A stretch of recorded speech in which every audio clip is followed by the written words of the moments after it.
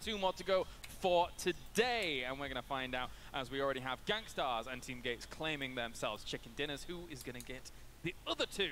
On my desk, of course, I have 7 Worlds, I have PB, and we are contemplating how these next games are going to be going down, as well as, you know, some of the musings of what went down as a whole in that previous game, because there was a lot of action to kind of talk about in that previous game. A lot of action. Gangstars again finishing high up on the leaderboard, not top spot, but they are not going to fall super far, if at all.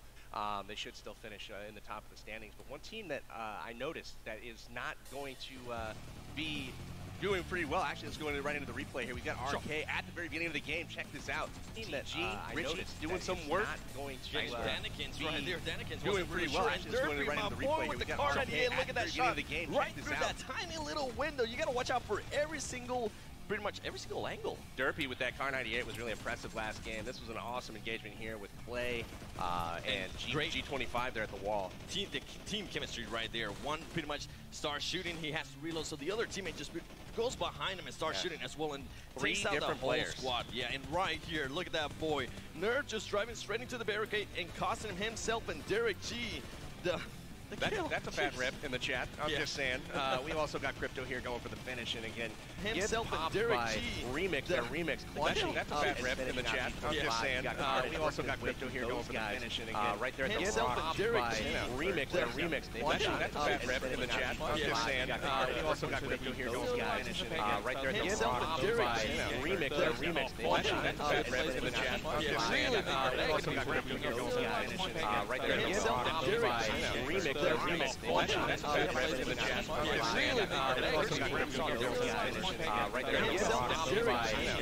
Remix clutching. That's a bad rip in the chat. Right there. Remix clutching. That's a bad rip in the chat. Right there. Remix clutching. That's a bad rip in the chat. Right there. Take a look at Zenly Gaming. You mentioned the Zen Gamers off on the far end of the circle. They were right in the middle the entire time, and nobody was challenging them. All of the other squads fighting on the edges, and Zen Gaming just chilling, hanging out. It was looking really good. It was an easy spot for them to claim a nice position in terms of the placement overall. And then looking forwards as well, Underrated and Wildcard, actually a fight that we didn't really capture too much of, but they were having a big brawl down towards the south positions when it came to those circles. And then it all kind of played out, and eventually Wildcard was able to clutch that situation. I think that's kind of what we expect from teams like Wildcard coming into this tournament, right? Wildcard had a really solid round that time. They took out a few notable teams. I believe they got Lights Out, and I believe they also got Underrated in that particular game. So really, really impressive stuff from them. They rotated in a little bit late, but able to get that gunplay. Hot Jukes knocking off a few key Car 98 snipes there, and he's putting his money where his mouth is. It's Hot Jukes, it's what he does, and they were actually able to get knocked down, but they were able to recover from that, and that's something to see in these tournaments, right? You want to see how they're going to recover when they're pushed by against the wall, when everything is on them, when the pressure's on them. How are they going to go ahead and deliver? They were able to actually go ahead and win that fight with Underrated. Well, speaking of delivering, PB, what have you got to show us? I think you've got some highlights maybe to break down for us going through that game. There was some really cool stuff that happened last round. I'd love to dive a little bit deeper into it. We've got the Telestrator here. We've got G25 Crypto here. You see Heck at the corner. We got Remix and Josh P hanging out over there. Josh P comes out, gets knocked by Crypto. If we could pause right here.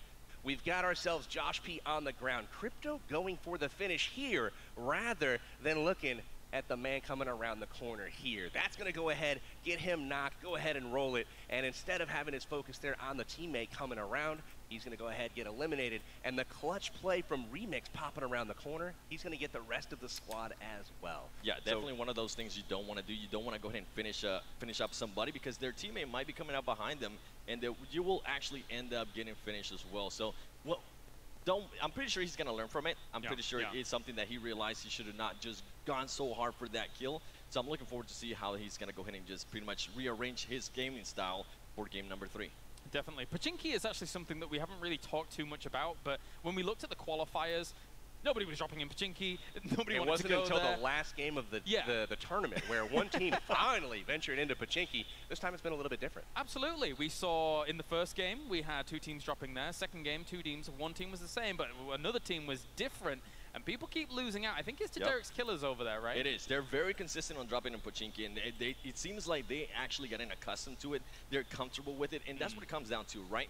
Where you're going to be comfortable, where you're going to be landing, right? And do you feel safe with your surroundings? And they seem to be just excelling in Pochinki and just moving forward. So I'm wondering if they're actually going to go ahead and continue to land Pochinki, and what other team is now going to go ahead and try to challenge them there, because that would seem 2 teams have tried and 2 teams have failed. It looked like similarly to Gangstars in North George, you Yes. see Pochinki being the hot drop there for Derek's Killers and the Arcade Squad, and they really, really excel in those rooftops and those 4 houses in the middle of the city.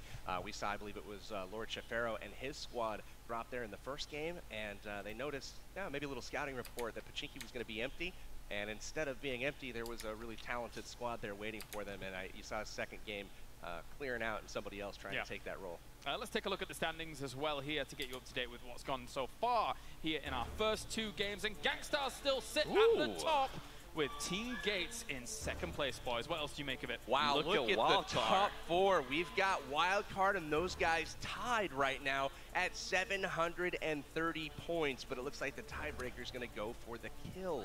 So between Team 3 and Team 8, the only difference is about 130 points.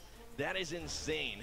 I think something very important to note as well is, aside from the top, some very big names there, a big name in 20th place. That's right. Is something that we did not expect coming into the tournament. Not at all. They have some serious work to do, and that's lights out. Currently bringing up the rear, 200 points, getting knocked by the zone in the first game. Wildcard taking them out, I believe, in 16th place in the second game. So they definitely are going to be looking to take a little risk, but also they're at the point where they might have to start hunting some kills and playing a little bit aggressively to start climbing back up these standings. The good news is, even for those teams finishing on the bottom side of the rankings, you get a lot of points for just finishing lower in the rankings. You saw teams 3 through 8, almost no points separate them at all. And you're going to see, as these games go on, if somebody can have a good game, they're going to be right back in the mix. Yeah, just as we mentioned, just 130 points between, I believe it was Team 3 and Team 8. So looking forward to see what they do, and also looking forward to see what Lights Out does, because as we just saw, they are currently in last place, but we do still have 6 games to go. 2 extra games today and then 4 more games tomorrow. So how are they going to come out on top? How are they going to push now? Are they going to try to get more action at the beginning and then just try to start securing placement in the mid-range of the game? Or are they just going to go pretty much for placement and just play it super safe right up until the end? And I think it's important to know as well that we've seen days where, and games where teams have been able to rack up 600 or 700 points if they get the victory and a nice sizable number of kills as well, right? So it's not like out of the realms of impossibility or possibility completely that teams here, even if they're at the lower side of it, can still have those mega runs, have those big wins, and then be able to push themselves further. It's certainly possible. Momentum is pretty easily grabbed here in PUBG Mobile, and as long as you've got the skill on the roster to be able to accomplish that, it's definitely something that is feasible.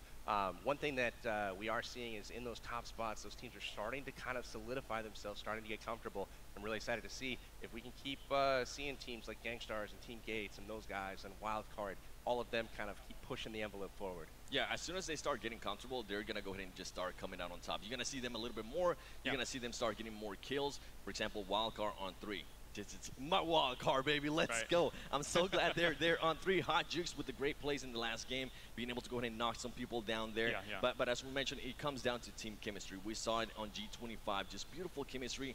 One person shooting, as soon as he has to reload, then the other one starts to move in behind them. So I'm looking forward to, now that they're here, the lights are not so much pressuring them now. They're going to just settle down a little bit more, and they're going to go ahead and come out on top on the next couple games. Curious to see if there's some strategy and tactic shifts here, too, as far as like drop locations. A lot of teams kind of dropping in the same locations.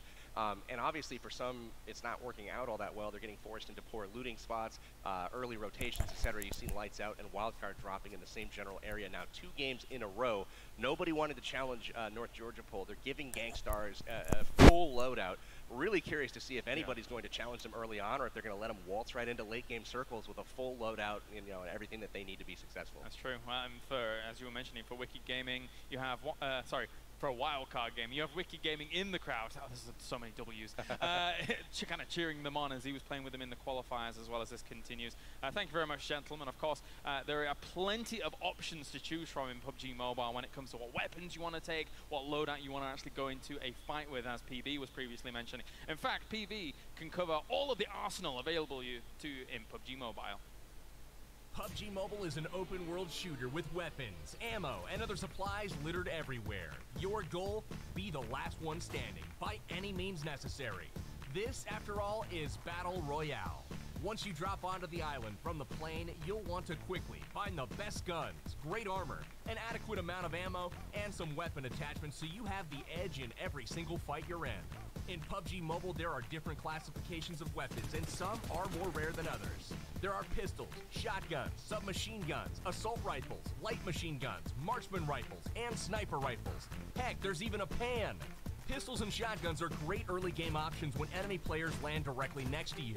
Any weapon will do at this point, just get them off me. Beyond the start of the game, however, submachine guns and assault rifles will serve you better because of their superior range and their increased fire rates. The UMP is the star of the SMG class, as it's a very versatile weapon that'll serve you well in many different situations. But the clear favorite weapon of the entire game is an assault rifle, the M416, commonly referred to as the M4. This assault rifle handles beautifully and is the instrument of choice of many of PUBG Mobile's most ruthless assassins. Marksman and sniper rifles can also be found in the world, but they're just not as common as the ARs and SMGs. Pay special attention to the supply crates dropping from passing planes that land during the game. They can have special crate-only weapons containing some of the game's most powerful guns, like the vaunted AWM, the game's strongest single-shot sniper rifle. Keep it locked right here to see which weapons your favorite streamers will go for today. Which weapon is your favorite?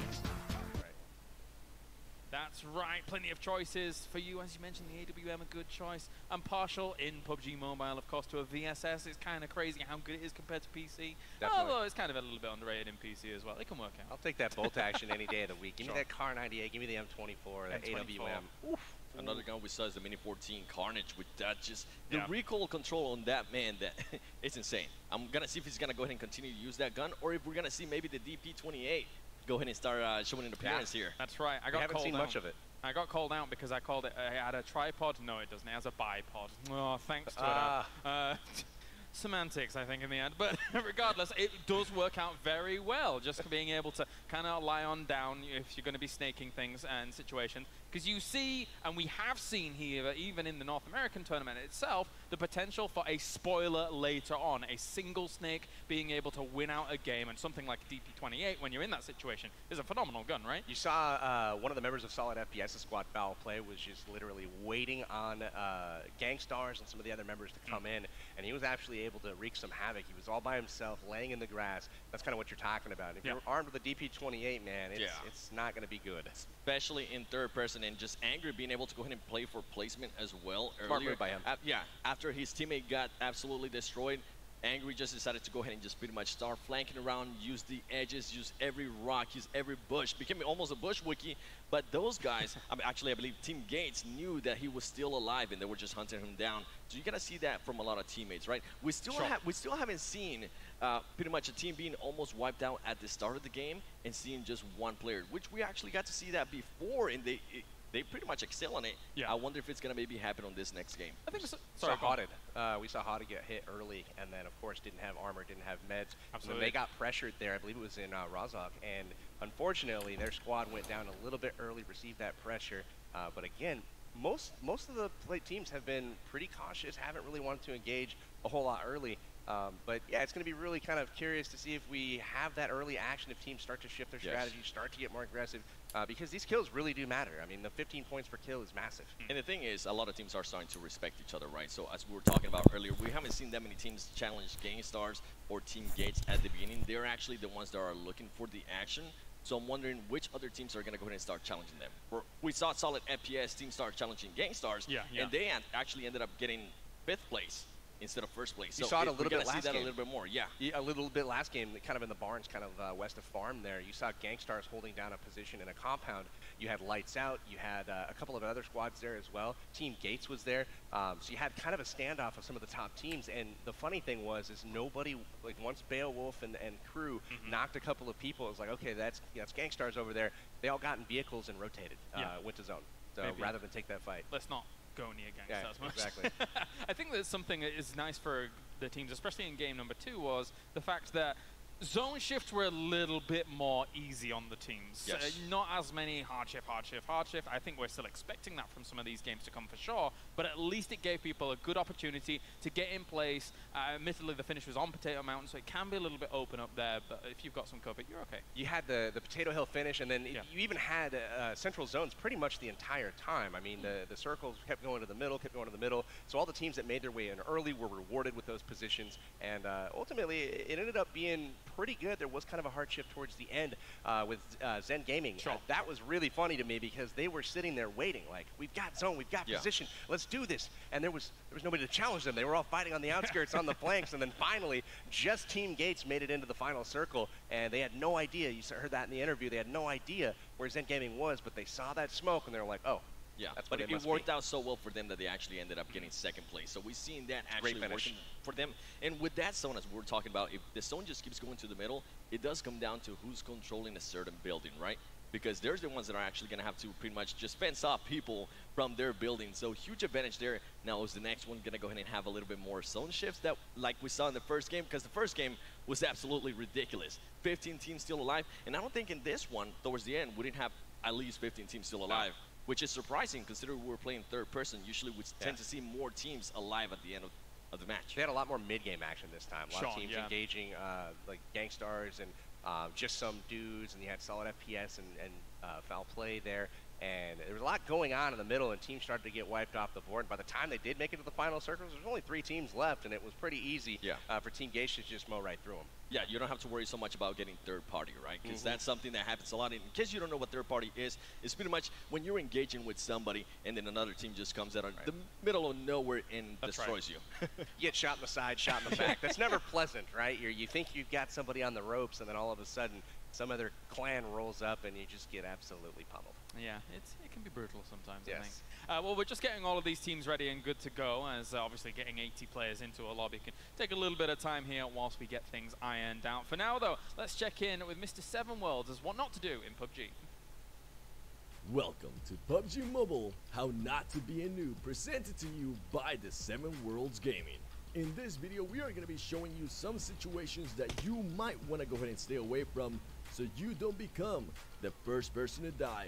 And this first one right here is make sure that if a game is about to go ahead and start, do not go AFK because somebody might go there with you and you might end up getting punched to death. Also, please don't loot in the middle of the street or you might end up dying. And if you are a driver of a car, please keep in mind the vehicles are not amphibious.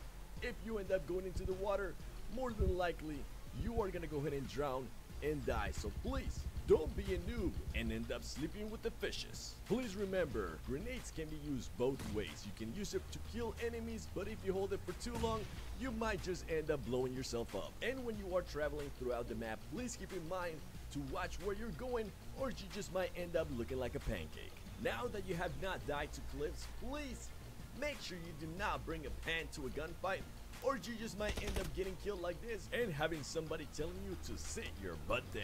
Now that you have been killed a couple times, you might want to go ahead and stay inside a building in a bombing zone or you might end up being a doofus and dying to one of those bombs. Well, if you have made it here, I definitely have some trust in you, so make sure whatever you do, try to stay inside the zone. If not, more than likely, you might go ahead and become a noob by dying to the zone.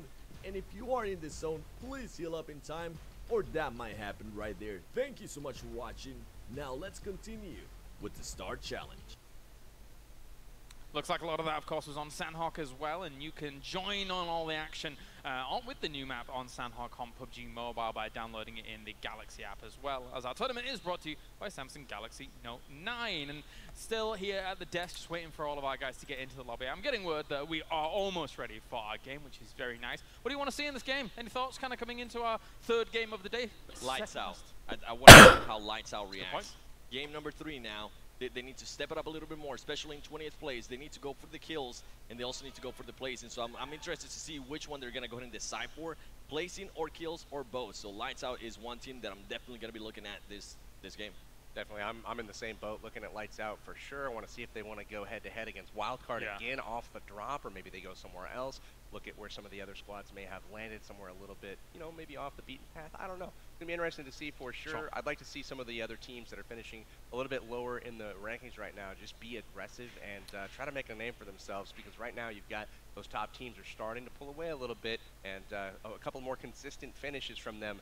There's only 3 spots up for grabs here to go to Dubai. Only 3, and right now we've got 4 teams that are you know, 730 points or above. Yeah, and especially a team like Lights Out coming in as one of the big favorites. They don't want to change their name to Knocked Out. That's going to be a bit rough. Right. As we continue things on, and you make sure to vote again for your favorite streamers, favorite influencers coming into this tournament, as well as I'm getting word we are ready for game number 3 now. So I'm going to head over to the commentary team. Pansy and Sims, take it away. Thank you, James, and we have so much to be seeing already. From game 1 to game 2, what a drastic switch up we had. I got to look at Team Gates. They were in 11th place after game 1. They weren't doing great. We were questioning them. They were one of the teams that coming into this, everyone was looking at. You know, big team, big numbers. Game 2, they turned up. Went from 11th all the way up to 2nd place overall. Brilliant, brilliant turnaround. So you've got to think for teams like Lights Out, there is still hope. Yeah, just about to say, took the words out of my mouth there. You kind of, it shows what can be done, and it still gives hope to Lights Out. We are moving into gear number 3. Unfortunately, they're dead last, and they have 0 kills to their name. It's got to start now, Rich. It absolutely has to. They are essentially, you know, the number 2 American team coming into this. You've got a bit of a target on your back, right? You're one of the big dogs. You're one of the potentials that's going towards Dubai. When you're going in last place into game number 3, it absolutely has to start now, because there's only a few left. You know, every single time, if you're going to get another finish like that, if you are 20th by game 3, game 4, 5, 6 absolutely have to be wins to kind of get any chance whatsoever of getting that number 1 spot. Right, let's bring it into the game. From the east to the west, the plane is in the air and the teams are already on the way. Of course, again, if you're just tuning in, there are 20 teams in this, 80 players individually, all for those top 3 spots that send them through to Dubai. The sun awaiting out there for some of these boys. And I'm not sure who to look at here. I think Lights Out is a storyline that will be in the back of our minds certainly throughout this one, but it has to start now. So if they don't get off to a blistering start, getting the kills, getting the frags, getting those points beside them, it might be almost too little too late. Yeah, it's a team who'll keep a very, very close eye on this one to see how they perform and see if they manage to get at least into the top 3, because if they don't, I really do fear what it'll do for the points. All right, that there is 8 games, but still, every time we finish one, it just gets even more harder, and you just put more pressure on yourself. Whoa. So, yeah, we're all feeling a little dizzy after that. He's having a bit of fun. Fair play. got a little tangled up in the old wires. At least he's down, though. He is. It's not giving way just yet. Vehicles are abound. I see Trolling just get the hell out of here, as he does have quite a lot of people around him, to be fair. He's got 2. Oh! Solid! Rip. The culling in the fields. The corn is being collected. Oh, that's just cruelty. F in the chat for TSM player Solid. He backs out of competitive on PC and gets run over on mobile. Feels bad, man. Feels TSM, man. Just right. TSM things. Well, there is a circle. Nothing too worrying as of yet. If you're, I guess, looking at underrated, they might have a little bit further way to go, but no one else really in much trouble. The teams who go towards the military base, towards the south, they can work their way back up. We are seeing a couple of punches coming through, those early kills coming out, and actually gets confirmed as well. Oh, wait, was that a crossbow kill just came out? Yeah. Oh, Hotted, no. Oh, sweet summer child, Hotted. Poor Alan. And then they finished him off with a bow as well. I hear a scream in the background that he's managed to get a kill with a crossbow. Look at that. I don't know what's worse, getting killed by a crossbow or getting killed by a crossbow with a man who's dressed as a piece of corn. It's I'm not all quite pretty sure. Bad. It's rough out here. Poor Alan. You just want to hug him after that sort of thing happens to you, don't you? That's 3 games now I've seen him. But it's because it's with the crossbow. That thing's hard to use. And he killed him with it as well. Knocked and killed.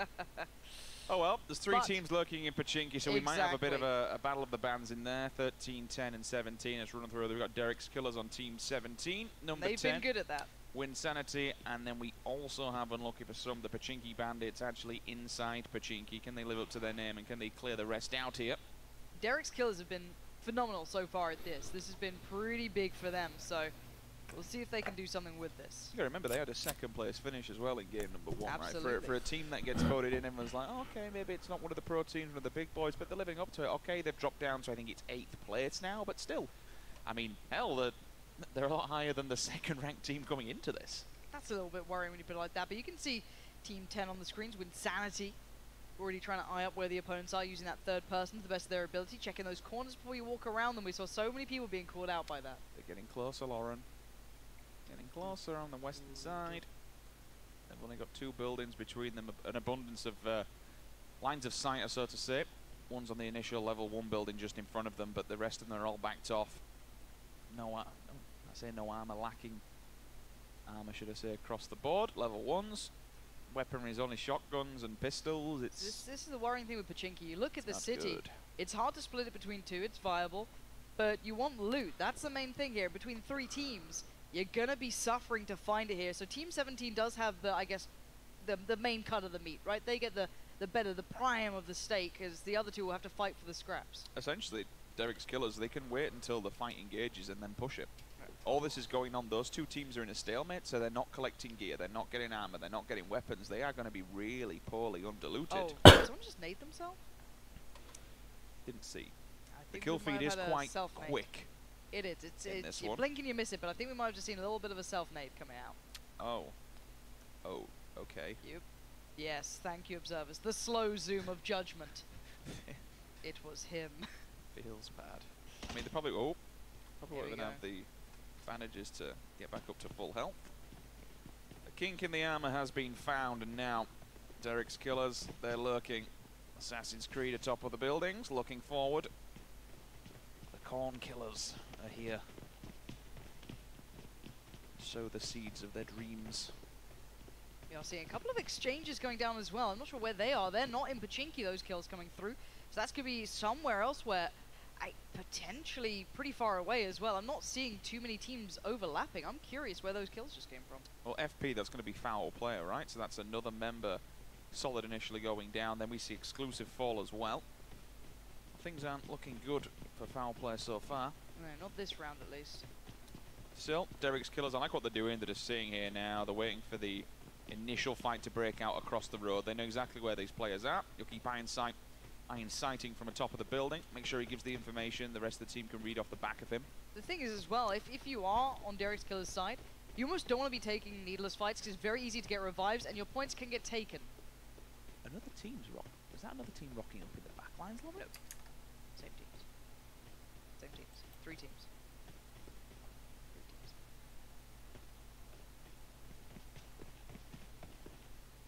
Red zone as well. So the question is now, are they going to use this to move?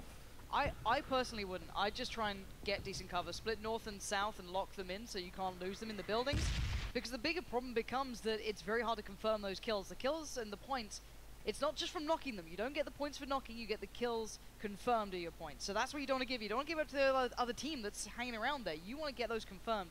So for them, I think smart positioning is the main way forward. As we do check in on some of the other teams here. This is Barcelona Gaming, so they'll be getting their loot on. Don't see too many close by to them, so they should be safe to get their loot. I think it was Hector that we saw in the kill feed picking a player from foul play. It might have been exclusive we saw down, so you'd expect them to have a couple of points under the belt, maybe 1 or 2. I'm not entirely sure who got that first initial kill on Solid with a knock, or someone else run him over as well for the kill, so a couple of points at least picking up along the way. Gangsters have yet to rear their heads, as ever. North Georgia Pulp, same place every single time. The impressive part is, if you put it into perspective, these guys won't get many early fights, and yet they still get very high kills.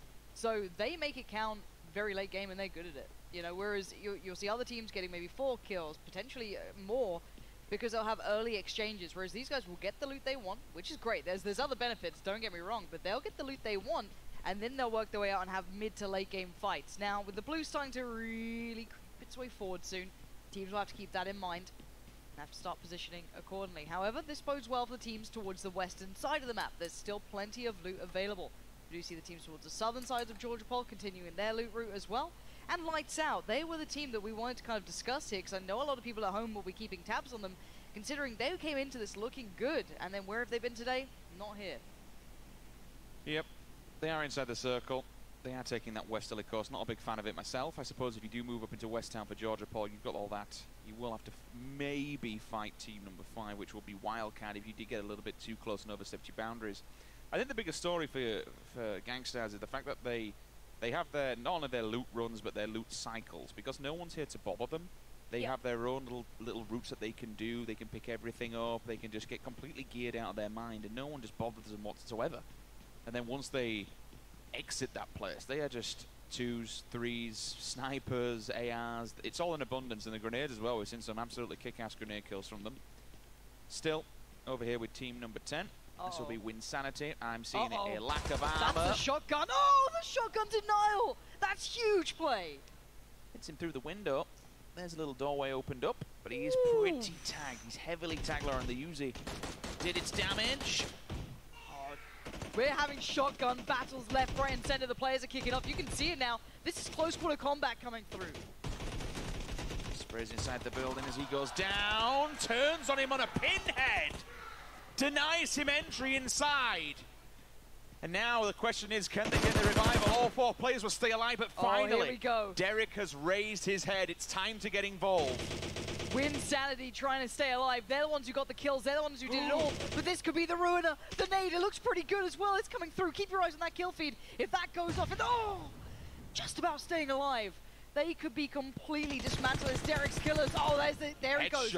First one down. Is there more to follow, Rich? It's a banger of a shot. It puts him down, but I tell you what, the walking wound is there. 3 people crawling around, asking for help. Clear. What can he do apart from sit and hide? Here comes the cleanup crew. All of Derek's team will now just move through. That'll be a nice, easy 45 points in the bag. They timed it perfectly. They waited. Look at all of this. They're racking it up. It's gone. They're dead. They're done. Derek's killers, really smart timing, really smart Perfect play. time, right? We theorized this. We said that's the potential thing. The fight kicks off. They come in at the right time. They don't let their points get stolen. They steal everyone else's. Very, very smart from them. Really good for their position as well. They finished 2nd in the first game. I mean, they're having a very good performance. So keep your eyes on them. They're proving again, Pachinki, it's their city. I'm pretty sure it was 5 kills in total, so they actually scraped the barrel of the first initial engagement that went down. And again, once it all kicks off, they then decide it's time to strike, and strike they do. Strike right into the heart, wipe out the team, and now Pachinki truly is theirs. They can continue any looting, or they can just pick up all the body bags, to be honest with you. But then again, when we look towards what were actually in them, the 2 teams that were fighting were kind of chomping at the bit and didn't really have much in terms of weaponry, utility, armor. So those guys do need to move, though, Lauren, because the blue... It's starting to squish people together. It is, but just to take a second while we see them starting to rotate away from Primorsk, huge shout out to that shotgun ability from Winsanity. That was really nice. I like the aggression, I like the confidence in it. You got to just get in there and try and get the job done, and they did that. Sadly, it didn't go well for them in the bigger picture, but they got at least style points. Now, Pachinki's got a lot of teams traversing near it. I don't think anyone's going to pull up. They're probably on their way to Gatka. At the moment, we are seeing teams trying to get out of that blue zone. We already heard you don't be in the blue zone too long from the lovely guys on the desk. They've given us the tips, the hints, and we'll be keeping, again, close eyes on those guys. They've got vehicles, so they can at least They're move. Fine. They might just have the buggy, which means 2 of them can go off and potentially drop one off, go and find another vehicle, come back, call and collect your teammates. Currently in 4th place, 9 kills. So not a high kill team, but doing well. And yes, Rich, we do have a center circle coming in. Pretty much to the northern side of Pachinki is the very center point. So the teams you guys saw at home looting those extremities now need to get moving, because Pachinki will not be for free. So the better thing about a center circle like this, if teams are thinking ahead of where they go, how they rotate, how they approach these circles, when it's something like this and you don't really have any water in play, you can go and do the wide swings, the wide pushes, the wide entrances. I mean, you look at that eastern bank of that circle, there's absolutely no teams there whatsoever. So if I'm team number 4, for instance, Team Gates, you might want to go to the opposing bridge. You might want to go to the east bridge, come up through Milter, take all that to your entire integrity. I mean, this is where you kind of need that knowledge of knowing where did the plane come in, where are the people going to be dropping, what's going to be clear, where can I move through. It's a lovely circle. You go to see it smack bang in the middle. The Gangstar's getting a drop as well. I think they are. I think it was a double, right? Yeah, I think so. So they should be able to get a nice little upgrade from that. I wonder what gun they're going to get back of that. Imagine giving a Gangstars player an AWM. Oof. You love to see it. That's a scary prospect, isn't it? They can see the red in the distance. They're running towards that one. They want a bit of that. It's on top of a building. Can they get up there? I don't know if they can. Uh-oh. Because that's not one of the enterable ones. That could be a feels bad man. Oh, that's going to be rough. It could be a 180 out, just being toyed with, teased at it. I think they just got debated by the game. I think so. But still, no one else can get it either. We are going to be keeping on board with Rolex and the gang on their way, heading towards getting to safety. Every team now thinking, where can we go? Where's that next safe spot we can hunker down in for a second or two? Team number 2 lights out. The team we said we would focus a little bit on this game. Currently still over by the hospital. They'll begin to rotate very shortly. Team 5 ahead of them, Wildcard, will get in. It looks like we've actually got a compound breach here. One player's still inside there from Team 9. That's underrated.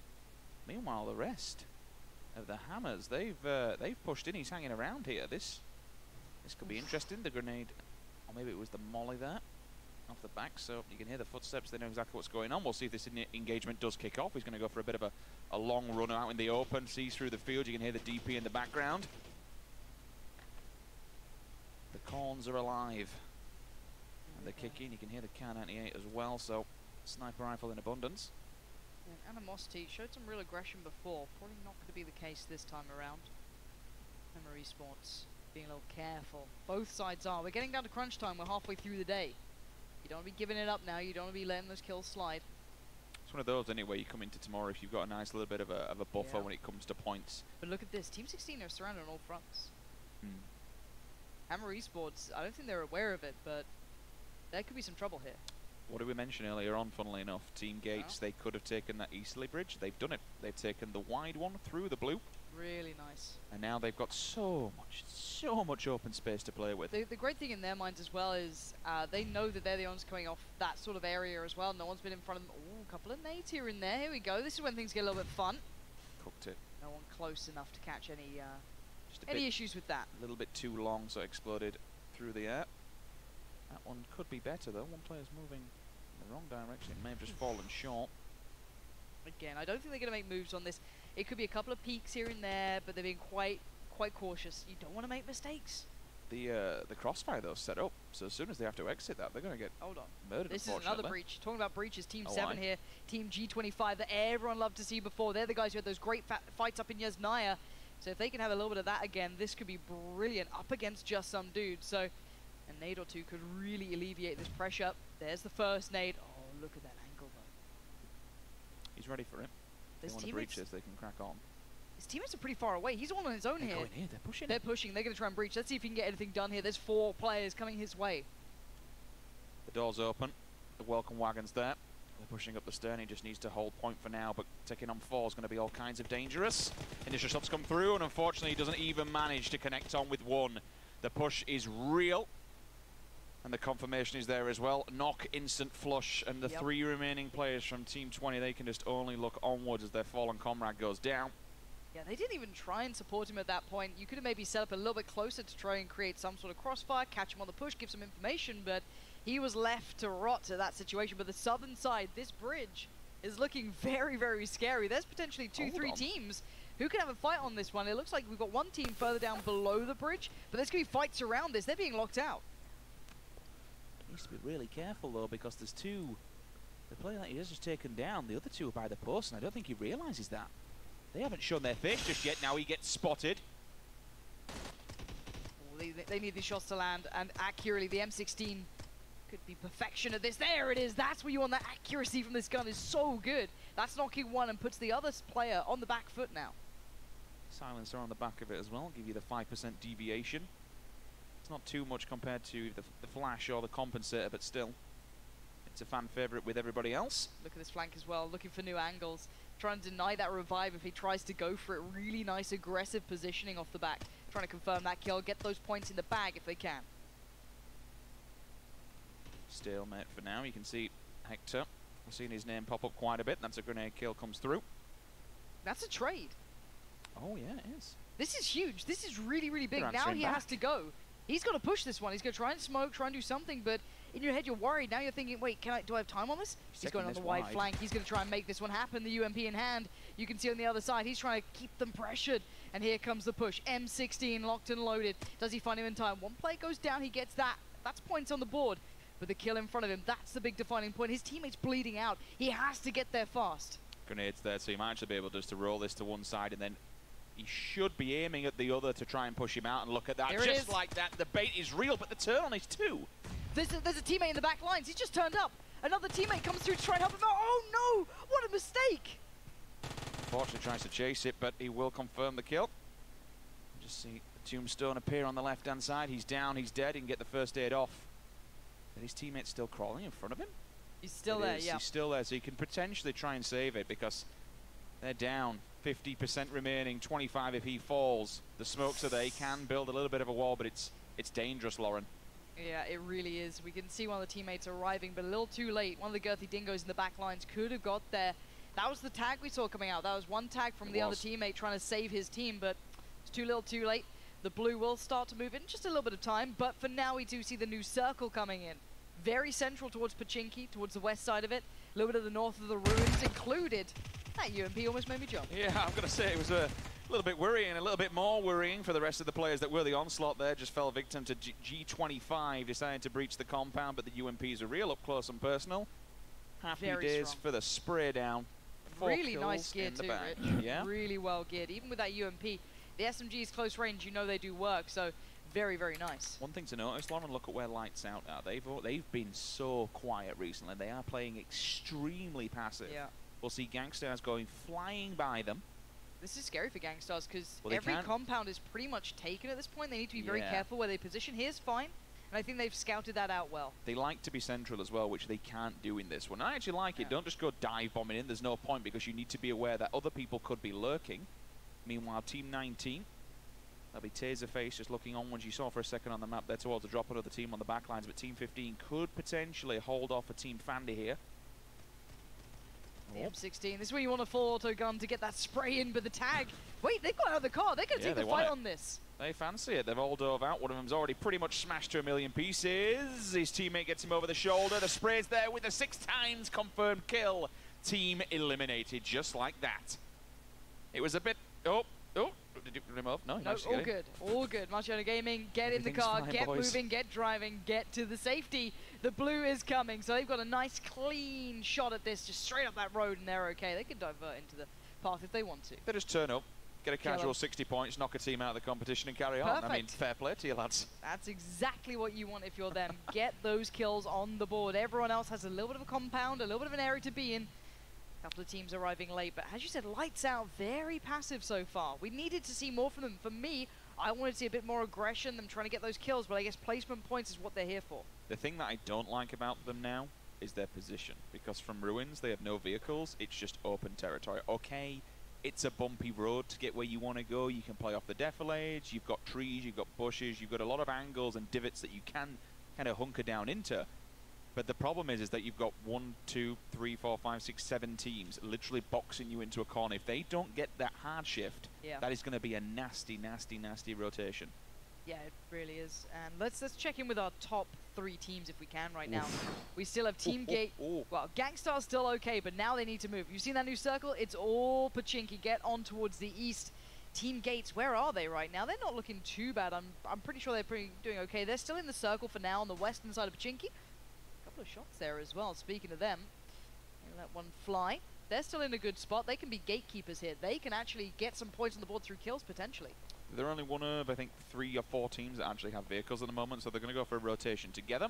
We'll keep an eye on Team Gates at the moment because they are just inside the circle, so they could potentially gatekeep some teams here if they get the The knowledge that teams are coming forward. The lean's there with the scar. There's a tag. There is no kill coming out the back of that one just yet, but still doing damage towards your number one team right now, Gangstars, as they kind of go through this one. They're going to have to run the gauntlet, and they have now arrived at the circle, but there is a team in front of them. That's first against second right now. That's a big battle. Whoever wins that one out could be huge. So you've got to keep tabs on that. If one of them gets a knock, gets a kill, that's big points picked up and denied. Now look at Team 3, which is those guys. They're not far off from Gangstars either. So Gangstars are in a bit of a predicament. You know, rock and a hard place, call it whatever you want. They need to be very, very cautious and play smart about this. I think they might have just heard Team Hectic as well. Here we go. Do they push on this? Do they hold the line? Ah, look at this. Carnage again. This guy, he has been really impressing so far. But this time, not going to have that classic M16 with him. But level 2 chest, level 3 helmet. He's got the defense that he needs, and he can take these fights if he has to. Another tag in the back lines, but no one's going to be falling out of that cat just yet. Very aware of what's going on. I like this communication, teamwork. He now knows that he has someone boxed in just down the ridge. Zute fighting onto Heck. You see that in the kill feed. That's the M4 doing the job. The knock will come through for them. No confirmed kill just yet as I say that. Another knock as well. And a third knock. So Gangstars are now getting involved. Here the kills begin to start to rack up on the kill feed. But it looks like someone's getting third-partied there. Gangstars could have 3 teams pushing their way if they're not careful. They need to be really cautious on some of these fights. It looks like they're up to the challenge on a good few, don't get me wrong. And they're keeping teams humble as well. They're pushing them back. You're going to see a couple of shots coming out. Crypto there connecting well on his, but the fight continues and another kill comes in. The aggression is relentless. It's all starting to get a little bit messy as the land grab ensures. Gangstars are now unfortunately in a bad position, but we saw them in a bad position in the previous round and they end up gaining top 5, which is fair play. It's not first like they did again in the first game, but still, top 5 finish is pretty good. Heading the hands over on Team Hectic.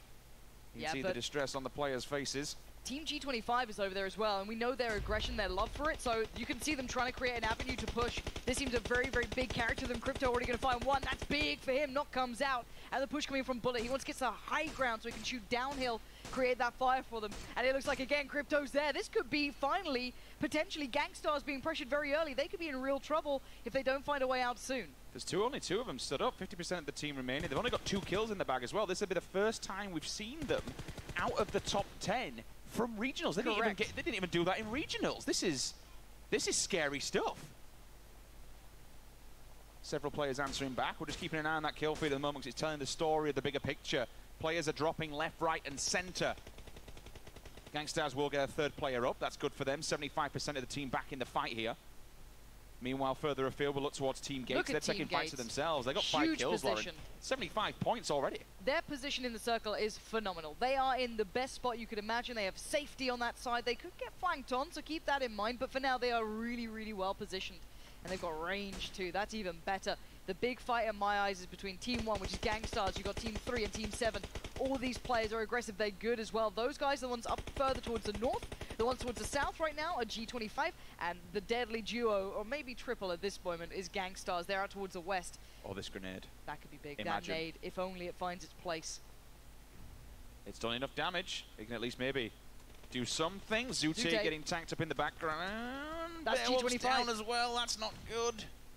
But look, 3rd party coming in. G25 are being pressured from elsewhere. They're not getting out of this for free. Another team just rocked up. That's Marciano Gaming just came into the matter. This is such a bloodbath, Richard. Did they just get away with this? I think they did. They've been helped out by this 3rd party. Look at all these bodies. Everyone's just dropping left, right, center. Meanwhile, all this has happened. Gangsters have still got 3 alive. That's a team wipe coming in. That's a complete shutout of one of the teams. I think that was potentially those guys who just got found. Yes, it is. Those guys just got completely caught out by that 3rd party coming in from Team 15, which is Marciano Gaming. Now the matter becomes Gangstars up against G25, and it looks like these guys aren't done with it either. They're still hit firing in. Team 17 just rocked up, unfortunately, to a gunfight, and they are down and dead. As soon as they get out the Dacia, the bullets come flying their way. That's a little bit unfortunate. 12 kills, though, in the bag for the team we've just been on board with. Quantum's, though, going to be pushing up. We've seen Beowulf as well. He's been knocked a couple of times. He's been feeling the pressure. Looking for an opportunity, finds one, but does he take the shot? Yes, he does! And he gets it delivered. G25 now suffering. Crypto on the other side gets tagged up, moving further forward. He's gone! That's them done for, surely. Gangstars, how did they survive this? And how are they still going? I have absolutely no idea. They were down to 2 players at one point, but they're back to 3, and they are in fragging form. One more team directly in front of them. That's going to be Zen Gamers. The last remnants of the teams from Pachinki are just coming out, and we're down into the killing fields. The circle's just popped, Lauren. I know we're looking at this fight, but it's pretty much gone the way of Lights Out. Here comes the listening with Gangstars. Ayo, the ultimate potato. Last guy's northwest at a tree, I think. Yeah, I can't mark the tree right now. Hold on. Grenade out.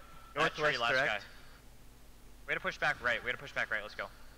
Okay, hold on. Wait, I'm boosting. Running low on ammo. You're up the hill still? Okay, I'm coming over now. Is my body still in zone? I don't know. Throwing stuff? No. Up the hill. It's not. 60? That hits. Stay up, angry, stay up. I got a knock on one. Good job, guys. How many smokes do we have left?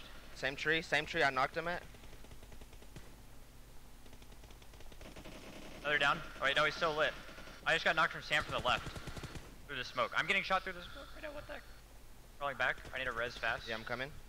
I'm still dude, I'm getting hit through. No, exactly. What? Here, let me, oh. Trying to take the fire from back. That's literally impossible. It's just randomly spraying. Thought it was fighting Night Owl, so there's 2 more of ZG that you were just fighting. Alright, go ZJ. Try to clear it up there. You can see them trying to work out mentally where all these teams are, where these players are. They know there's a team in front of them, but they're being picked from the side here, Rich. This is going to be very tricky for them to get this one done. Yeah, the Dungeon Gauntlet has been laid, and 4 players are directly in front of them. But they've got their backs turned to them. This could be also an issue for Machino Gaming. They're the ones in front. For him, Lauren. Here it is. Zute's going to spot it all out. This is so unlucky. They went for the run. The Gangsters, they just caught them in the backlines. They've knocked 2. The remnants of Marciano just trying to get in, and look at all these smokes they can just run through. There's 1, there's 2. That's an easy 30 points going down, but now Team 15 have found Wildcard Gaming. The sprays are there, the Bush Lucky comes out. That's a silence 24 on the back as well. He'll be rocking level 3s. Gangsters have made it in there. I've absolutely no idea how. I don't know how they're alive. I don't know how they're standing, but they are angry. Too angry to die. Apparently, Zute puts down one of his last smokes. They have kept those in the back of their pockets, but Zute did get caught. He is not getting out for free here. This is a big open field, and again, it's going to be Team Gates who get that circle. Finally into top 5, and I tell you who else is there. It's Lights Out. They've made it up the top of the board, and they're going to get points on definitely this game. Who's the remaining member of Foul Play? He's right behind Team... Wow, that could be interesting. Yeah, look at this. This final player, I think, for Foul Play, he's the last man standing. He's playing the long con here. He's going to try and wait that out, and he could potentially ruin Team Gates, but still... Oh, that nade just close enough. Put down your energy drink and get that revive going. Angry's coming back to help him out. Gangstars are not out of trouble just yet. They don't have a lot of time either, Lauren, and they've got to absolutely move as quickly as possible. That's either the 2nd, 3rd, or maybe even the 4th knock that these 3 players have done. I'll tell you what, they might be working on the edge of their life, but they're doing it so well. To stay alive and keep these players up is absolutely fantastic work. Rolex using the Dacia for some cover. If Gangsters decide to go on the back way, unfortunately, they're going to be in all kinds of trouble. Wildcard Gaming is still into this, and keep in mind, they're in 3rd position currently. This could be a huge pickup for them as well, if they can try and make this work. We basically have the top 3 fighting it out at the moment. We have Gangstars still in this. We have Team Gates in this. Beowulf trying to spray in with that mini, get that damage on towards the car, but you can see Team Gates hit the deck. They do not want to move. They're in the circle. They're feeling good about it. Here come those smokes, and here come the pushes. Still 5 teams, though. There's a lot of individuals still alive. Zute's just come down. That might be his 4th knock, so you wouldn't expect him to be any more inside this one. Rolex, he takes the peak. Is that Gangsters gone? No, that's Beowulf. They only have 1 player left, and that's going to be Angry, the team captain. Can he do it again? Can he stay alive? Can he pull them into top 3? I do not know. There's players left, right, center. He's making a run for it. He's making a mad dash for it. He gets past walks through one. He's still going. He doesn't know when he's dead, and he might be able to find a way through this. He still might be able to find further placement for his team. Into the top 4 we go. Kills coming through. WC, there's so many kills coming out right now. Rolex moving in as well. The final circle begins. You can see Rolex pushing into this one. Who still stands? Only 3 teams left alive. It's Team Gates, though. Look at how many players they have. Is that all 4 still up? Angry's done. We're down to 2 teams. It was the snake in the grass. It's the last man standing. It's Memo. He's doing everything he can. But he goes down in the end to Team Gates. He may have been able to pick up a kill or 2, but he did so well to survive for so damn long. But Team Gates will be the winner. And I think they had a big kill game, to be honest with you. I'm seeing 8 kills from Samuel. That's a damn good job. And I tell you what, from Mimo, even bigger from him. The team had absolutely no kills whatsoever, but to be able to scrape the barrel. Same goes for Angry. To get into a top 3 scenario from being in 6th place as a last man standing. What a job. Look at this. Try to be the snake in the grass. You got to make your opportunities count when you can. A 1v3, never easy. He did the best he could, but on the other side, Team Gates, they wanted that victory, and they got it. It was a good effort at the end to try and stay alive. Again, when you can't just scraping at the barrel when you're on your own, right? Yes, you are. And you're running through the game as a solo. So to be able to pull it up to 2nd, then fair play. I mean, still, you got to talk about, we said, how far can Angry go from top 6 on his own? I think he smashed 2 individual players. Good. So good. Survivability is fantastic from the, I think we saw 4 knocks in total, and they still kept 3 players alive.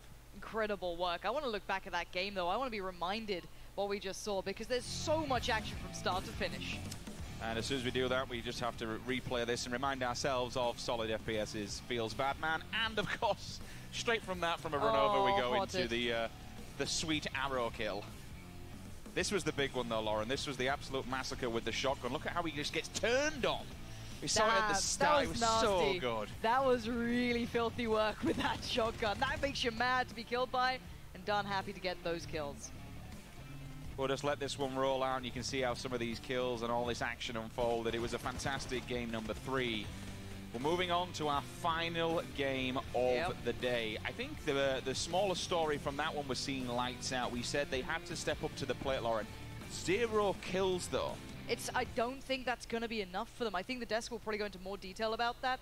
We're seeing the top 3 consistently getting kills and placements. That means it's very hard for a team not getting half of that to be able to push up that high. And I think that's what the desk will break down for us at some point, how it looks going into that final round of today. There is obviously tomorrow still as well, but that top 3 is looking very, very solid here, Rich. Yeah, some fantastic players, and it's going to take quite a bullet or 2 to be able to puncture your way into that one. I mean, again, lights out. They're going to have to do absolutely fantastic going forward. They've got one more game for the day. They do. We can see how they fare. We'll see how they work it out. Desk, break that down for us. That we shall indeed. Team Gates back to back here on day number 1. Big plays coming out from them, and in the end, rightfully so from what we saw from them in the very end. Certainly, Team Gates really bringing the thunder there at the end. They had optimal position on the Pachinki Hills, and really the zone favored them. A lot of shifting going on, a lot of rotations happening.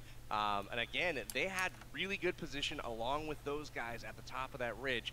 But the amount of third partying and just calamity that you saw on that hill towards the end of that game was something else. Yeah, and one of those things that I want to go ahead and mention now is how Rolex was able to just hide behind one of the tires from a car that he was driving there. He used that beautifully, man. He was able to go ahead and heal up, get some cover, and then wait for the circle to actually start moving, and then push, which I believe he was actually able to go ahead and take out Gangstar's Angry, too. So, interesting place by him. It was a really close call when he stopped kind of out in the open. Gangstars had just made their way into the circle. Yeah. And when he was hiding behind that car, there was like 5 squads in that compound fighting. And I was like, ugh, that car may get exploded with him hiding behind it, but nobody took the time to go ahead and shoot at it. And ultimately, Rolex was out there in the field safe and took down some people. I think the last 3 or 4 circles were just non-stop action when we were seeing all of those people eventually trying to push up the hill and get past. Gangstars, of course, caught in the midst of that. And it looked like, for all intents and purposes, they were going to go out pretty early. However, they just didn't die. They just didn't get finished. All these teams could not deal with them. Every single time Gangstars gets in trouble, there is seemingly third-party action happening for the squad that is pressuring them.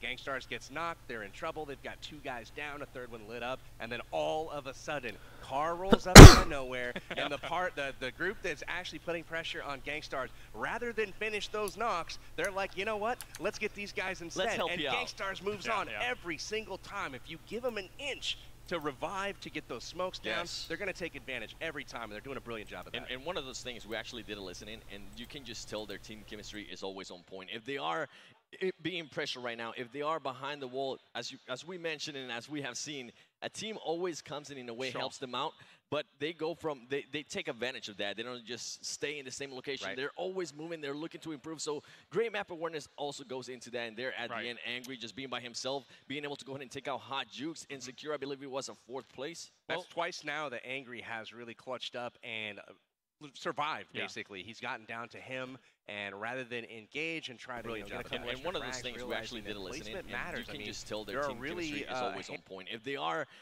being pressure right now, if they are behind the wall, as we mentioned and as we have seen, a team always comes in a way, helps them out, but they go from, they take advantage of that. They don't just stay in the same location. They're always moving. They're looking to improve. So great map awareness also goes into that. And they're at the end, Angry just being by himself, being able to go ahead and take out Hot Jukes. Insecure, I believe it was a 4th place. That's twice now that Angry has really clutched up and survived, basically. He's gotten down to him, and rather than engage and try to get a couple and one of those things we actually did listen, and matters. you can just tell their team chemistry is always on point. If they are being pressure right now, if they are behind the wall, as we mentioned and as we have seen, a team always comes in a way, helps them out, but they go from, they take advantage of that. They don't just stay in the same location. They're always moving. They're looking to improve. So great map awareness also goes into that. And they're at the end, Angry just being by himself, being able to go ahead and take out Hot Jukes. Insecure, I believe it was a 4th place. That's twice now that Angry has really clutched up and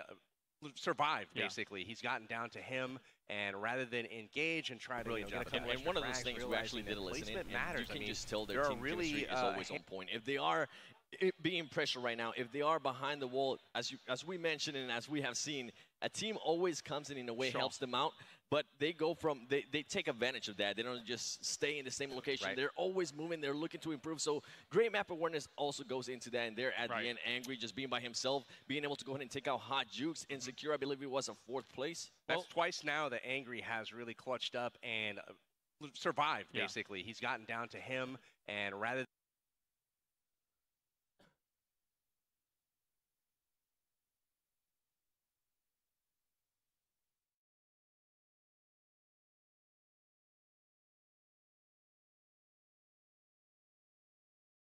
him lots of favors as well, rolling up and engaging each other rather than finishing the people that are bleeding out on the field. Very true. Just getting super lucky. And I'm looking forward to see which team is going to go ahead and start challenging them a little bit more. We saw G25 doing great in the past two games, just challenging higher teams. If you're not going to be able to make it in the top 3, at least try to make a name for yourself by taking down some of the top squads, right? That's more than likely what we want. You still have 5 games to go. So I mean, we've only played 3 so far. That's a lot of shifting that can happen here as this tournament, concludes. But there's really nobody. I mean, Team Gates is looking good with 2 wins right now, but still, I wouldn't say they're set in stone by any stretch of the imagination. Lots of favors as well, rolling up and engaging each other rather than finishing the people that are bleeding out on the field. For those top teams, just getting super lucky. We can talk about it more in a minute, but once again, here as we continue things on, you can get involved with the hashtag PMSC over on Twitter and tell us what you think about all the games that have gone down so far, of course. It's very important that we get your opinions. You still have doing well. Obviously, we saw we've only played 3 so far. That's a lot of shifting that can happen. A bit of a recovery there despite their previous 20th place. They're going to be bagging really some nobody. points as well. Team Gates is looking good with 2 wins right now, but still, I wouldn't say they're set in stone by any stretch of the imagination. That has really stood out so far, rolling up and engaging each other rather than finishing the chicken dinners, meaning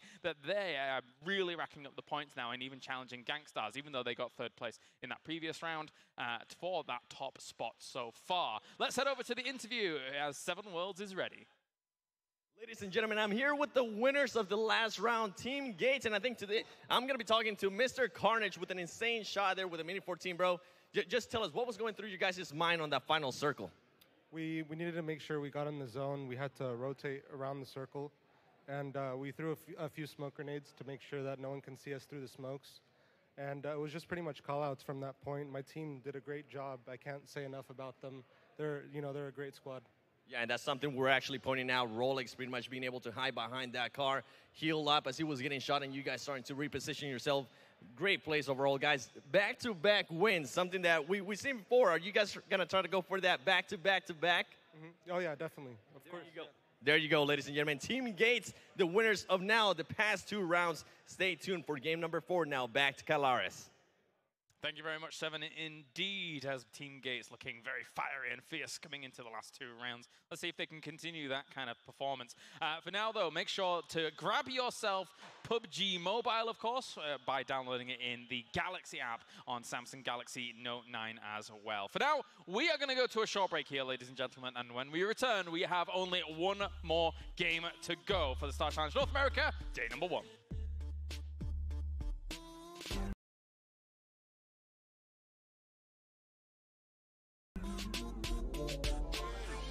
The new Galaxy Note 9 Note9 has more power than you need. Like a remote control for a phone. Why would you... Oh, that's why. The new Galaxy Note 9. It's got more power than you need until you need it.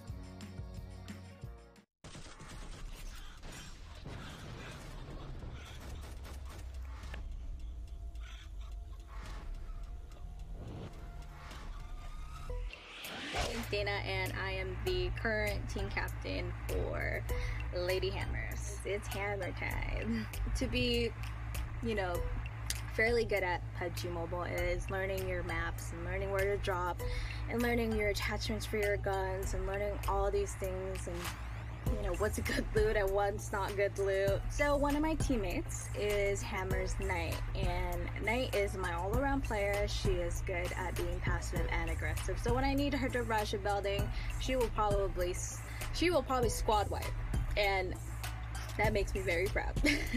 And if I need her to shoot someone 500 meters away, she will do it. Make it short and sweet. Just because we're girls doesn't mean we can't kick your butts. Always support your girls esports team, especially Lady Hammers. My name is Angry, GS Angry, and I play with the team Gangstars. GS baby. Alright, so I started streaming PUBG Mobile. I reached #1 season 1. I stayed #1 for about a month and a half straight, and that's really where things that's where it all started. I like to say crucial, like, oh, that was crucial or something like that. What's called chicken bandits. I say we steal chicken dinners all night, all day and all night. Yeah, shout out to the chicken bandits. It's kind of passive aggressive. It may be more on the aggressive side now than it was like season 1. Pro scrimmages are definitely the way to go if you want to practice into becoming known as the greatest team in the game. I'll start off with GS Beowulf. He's #1 in my opinion as the best player in North America. He knows when to be aggressive and when not to be aggressive. Very intelligent player, probably one of the best players in the game. GS Everfury, he likes to snipe. He's extremely good with the sniper. So, we'll throw him a Car 98 every time we find it. And then we have GS Pyra. He's definitely more laid back than Beowulf and Everfury, but he's actually a little more aggressive than me. If I pick up an M249, they're screwed. And the reason why is because the M249 has a 100 round clip. 100 round. No gun even comes close. North George is where we go. This is Gangstar City. If you would like to test us in North George, be my guest. But if you want to make it to the end of the game, I suggest you don't go North George with us. I want GS to come on top. Gangstars on top. That's just the way it has to be. Let's go! Hi everybody, my name is Metalcore and the team I am representing today is called Team Hectic. I got to where I am today by years worth of making videos and live streams and having fun with passionate viewers who were passionate about the games that we all played, and I'm super excited to be part of this tournament because this is the first time I've ever done something like this. Our team actually wasn't a team ever because I decided that I wanted to join this tournament pretty last second, and I asked my community and the people who've watched my live streams, like, oh, how can I get a team together? And this team called ASAP, they've already played in tournaments and stuff. They decided to join my little squad, which we called Team Hectic, and this was the first time we ever played together. And it was really, really cool because we had such good chemistry. The first games we played together were the games we played for this tournament in order to get into where we are today. Before I go, I want to say that Team Hectic, myself, and my team members are all excited to be part of this amazing tournament with tons of other players and content creators, and I think we're going to have a great time.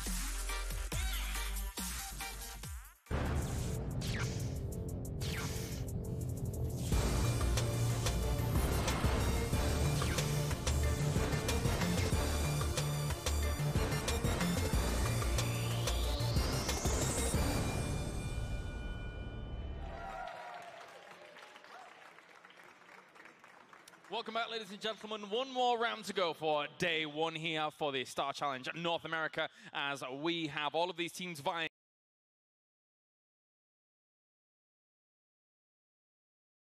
for that opportunity to go to Dubai. We're back at the analysis desk. I have PB, I have Seven. They're back. They weren't going anywhere. I wasn't letting them go anywhere, which is very important as well, because I want to get your thoughts. I want to get your opinions coming into our final game. And it was clear that as much as we had some great performances by Team Gates with a back-to-back chicken dinner as well, a team that finally got themselves a good placement was lights out. They've pushed themselves up a little bit from that 20th spot, which we didn't expect them to be in. Absolutely. It looked like they were playing for placement to try to get some momentum going. Again, they're going to need to turn on the aggression, though, and get some kills because, again, they might place high in the tournament, but you're not going to get top 3 with 0 kills. Yeah. So that's where they need to start turning things on. Unfortunately, they did have a couple guys picked off as they were rotating in. I believe got popped out of a car. Not 100% on that, but they got popped 2 of them. And it was just Skrilla at the end just kind of laying prone trying to get that placement. Yeah, but just going off that, it's really good to see them at least start rolling, right? That's something that you always want to go ahead and see in teams, especially when they're dead last. You want to see them start not thinking so negative and start just from scratch after 3 games. That's the key. And it looks like that's what they're doing right now. They're starting from scratch. They're just going to forget about those first 2 games and just focus from now on. They know they want to go ahead and be in those top 3, and now they made it a little bit hard for themselves there on the first 2 games, but it seems like they're now up and running. Sure. Let's look back at the action, of course, from our last round, as obviously we had a lot from start to finish, and all those last circles got very, very chaotic and crazy indeed. One of our mayors of Pachinki, as Mr. Solid FPS gets run over. Gosh. What a tragedy. That early in the game, Solid FPS getting popped with the car. And Claire Dragoon with the crossbow, my man. Whoever thought we were going to see the crossbow into action? And not only that, this plays right here by Mac Daddy. He just gets absolutely smacked by Spoopy taking down the pump with the shotgun. I hear Spoopy in the back yelling, making some noise. That's what I'm talking about. Winsanity got that hype, but we've got Hector and Marciano Gaming doing some great third-party action, shooting some people in the back as they head into the zone here. And again, up on the hill, all broke down. Yeah, hitting that guy and those guys. That's where everything broke down. Gangstars and Beowulf able to take the top of the ridge and push down into the little farmhouse there out in the Pachinki fields. And as we were talking before the break here, just Sute pretty much going in and having the back exposed of Marciano Gaming and just taking easy shots on him and taking them down. Such chaos in that final couple of zones there, man. People were flip-flopping. You had Gangstars on bottom, then they were on top. I mean, oh my goodness, it was absolutely crazy, but we finally got to the end of the farmhouse there. Rolex and his squad, Team Gates, able to persevere. Gotta give a shout out to Rolex's parents. Seen them in the crowd there wearing their Rolex t-shirts. So there you go. Proud parents right now with Team Gates getting 2 victories so far the first 3 games. Yeah, I think we came in expecting a team like Gangstars, of course, to get multiple victories. There is still time for that here today, of course, but Team Gates being able to pick up those, I think in the standings that's going to have the shake-up. I think even though Team Gates got the 2 victories, I think it's still going to be quite close between Gangstars and Team Gates at the top, because Gangstars is still placing very highly despite not getting the win there. I definitely think that they're going to be close, but I do think that Team Gates will extend a little bit on top of Gangstars. We'll know that momentarily, though. But some of the other teams that we've seen performing very consistently today, Hot Juice leading that wildcard squad, looking really, really solid. That guy and those guys, again, finishing in the top of the leaderboard every time. Haven't been able to secure a win just yet, but 3rd in that last game, Team Gates able to walk through them as they were huddled behind the rock there. Yeah, looked like they had a couple knocks to try to deal with. And as you mentioned, just consistency in this tournaments, you want to see that a lot, and we're starting to see that a lot more now, especially with wildcard always being top 5. Team Gates now back-to-back wins. Can they actually go ahead and get the 3rd win? You let us know. You watching at home, let us know in the chat. Do you think Team Gates can go ahead and get the 3rd win in a row? Or who do you think is going to go ahead and get it? Because I'm interested to see. Or are we going to go ahead and see Derek's Killers? Because we've seen them go into Pachinki every single time and just dominating Pachinki. In the last game, they didn't even have to move out of Pachinki. I was just going to say that. Think about last game. Literally, I think the RK hit the top of the houses there, and they stood there for like 6 zones in a row. The circle never moved. They didn't have to go anywhere. I felt like he was up there with 30 rounds of ammo or something. He's like, I'm not moving. I got my position. I'm good. And I think it's a really important thing to know is that it's very clear that from our qualifiers, when nobody went Pachinki, to then coming to this, where we're seeing constantly teams go to Pachinki, it's very clear that Derek's Killers has grinded out the games in that spot to be able to show the kind of position that they're in. Unfortunately, Pachinki Banders, it's not gone well for them in Pachinki because Derek's Killers has looked so good, right? Yeah, it's very true. Derek's Killers definitely make a name for themselves in Pochinki. They've claimed that as home turf, similar to what Gangstars has done in North George. Yeah. So again, that's something for teams to think about as they drop Pochinki. But again, a lot of advantages there for Pochinki being very central in the map. Not a lot of hard rotations coming out of there, especially for the first few circles. Very true. So Pochinki is definitely an ideal spot to land, especially if they can loot it up in full, and hopefully they get RNG on their side and they can get that loot. There's the flip side as well, right? If you go Pochinki, look, we're seeing Derek Skillets is obviously just going to go Pochinki. There is the other tactic of you are another team that goes Pochinki, steal all the vehicles and run away, and then you kind of you indirectly cripple a potential team that is so predictably going to a location, right? Definitely, because if they start doing that, they're gonna be absolutely forced to move out of Pochinki, and then they're gonna be at a disadvantage. Kind of what we saw in the last game. You saw them being super comfortable in Pochinki, but as they had to move, it seems like they move a little bit too slow, and they actually got picked out right out of their car. So I'm interested to see who's gonna go ahead and challenge teams now that they know where they're going to be landing regardless, right? It's an interesting point, though, that you bring up. That's one of the strategies that Derek G and his team have, is to really key on that garage with the car there. And if anybody tries to take it, they're dead meat. At least they've shown that in the games leading up to this tournament. So I don't know if anybody's going to dare try that. They might. But this last game, it was kind of interesting. Had everybody stolen the cars and left them stranded there, I don't even think they would have cared. The circle was on the entire time. Definitely, and that can work in your favor, of course, if the circles are on you. But one thing that is important to note as well is that we're constantly seeing these rotations of 1 or 2 vehicles happening, and then people are being knocked out of them because the sprays down is going on. Ideally, I think when you're rotating, you want as many vehicles as possible, but some of these teams are not able to get them, which does hurt them. That's true. You saw Gangstars coming in last game, and they had split up and separated for quite a while. A couple of them coming into Northern Gatka, and then all of a sudden, a good 2 minutes later, the other 2 guys joining up, they rendezvoused and got the show on the road. But yeah, at first it was like, are these guys splitting or what's going on here? But with all these vehicles being gobbled up, it does leave some of the teams. We've seen Buck and his team kind of left, running, and they're having to fight back to the zone quite a bit against a lot of competition that is basically doing the same thing, and they haven't found themselves on the winning end of those battles just yet. And just going by the teams that have been splitting vehicles, for example, I believe it was game 2, Derek G decided to go ahead and do that. One of their teammates decided to go ahead and drive straight into an obstacle, which was a huge disadvantage. That was already 2 teams got taken out. 2 teammates got taken out. So I'm pretty sure they don't want to go ahead and put themselves into that position right away, splitting the vehicles. More than likely, they'll go ahead and do that mid-game, and then towards the end of the game, then they just want to go ahead and be with themselves, make sure they're not too far away. In case somebody does go down, they can throw some smokes, and smokes are something we've been able to see so much of. Gangstars just throwing smokes. Where are they putting the smokes? Because they have so many smokes. You heard on the listen-in when they were pushing through that ridge and they were calling out the player positions. I mean, that was the first question that they had on their mind. How many smokes do you have? How many smokes do you have? Because they knew they were going to have to push down the hill to the farmhouse. And unfortunately, it's a lot of open ground to cover when you've got 3 or 4 squads down there camping it. I mean, they knew right away that smokes were going to be the key to the game. And that's something that when we interviewed a lot of the players, what's the most important item bar none in PUBG Mobile? Smokes. Well, I mean, it makes sense. So even when Beowulf was actually knocked on the other side of the ridge, you saw, again, that kind of critical analysis, critical thinking coming in very quickly. They know on a dime they have to turn around, get those smokes down, because Beowulf have been knocked multiple times, and when that happens, you're bleeding out faster. So they got those smokes down and got him up very, very rapidly. So quick thinking. Kato from Team Gates was putting down many shots through that smoke, and he kept connecting with Beowulf. You heard Beo say, hey, man, he's hitting me through the smokes. He got him 3 times. He was down to just a sliver of health, and unfortunately for TG, Otto stopped shooting, and Bale was 1 shot away from being eliminated, and that likely would have changed the outcome for Gangstars pushing up that hill. Yeah, and something besides just shooting at the smokes, I'm also starting to see teams start throwing Molotovs into the smoke just to at least make them back up, which is a great strat because you don't know exactly where they're at, and you can waste your ammo, but you don't really want to go ahead and go that route. So just throwing a Molotov in there, making them move, making them back up, it's a great strategy for teams. It's a fantastic preventative measure, right? Because you've got all these smokes on the field, and, a lot of teams are probably considering, man, we know 2 or 3 of these guys are knocked. We know they're in trouble. Do we push them?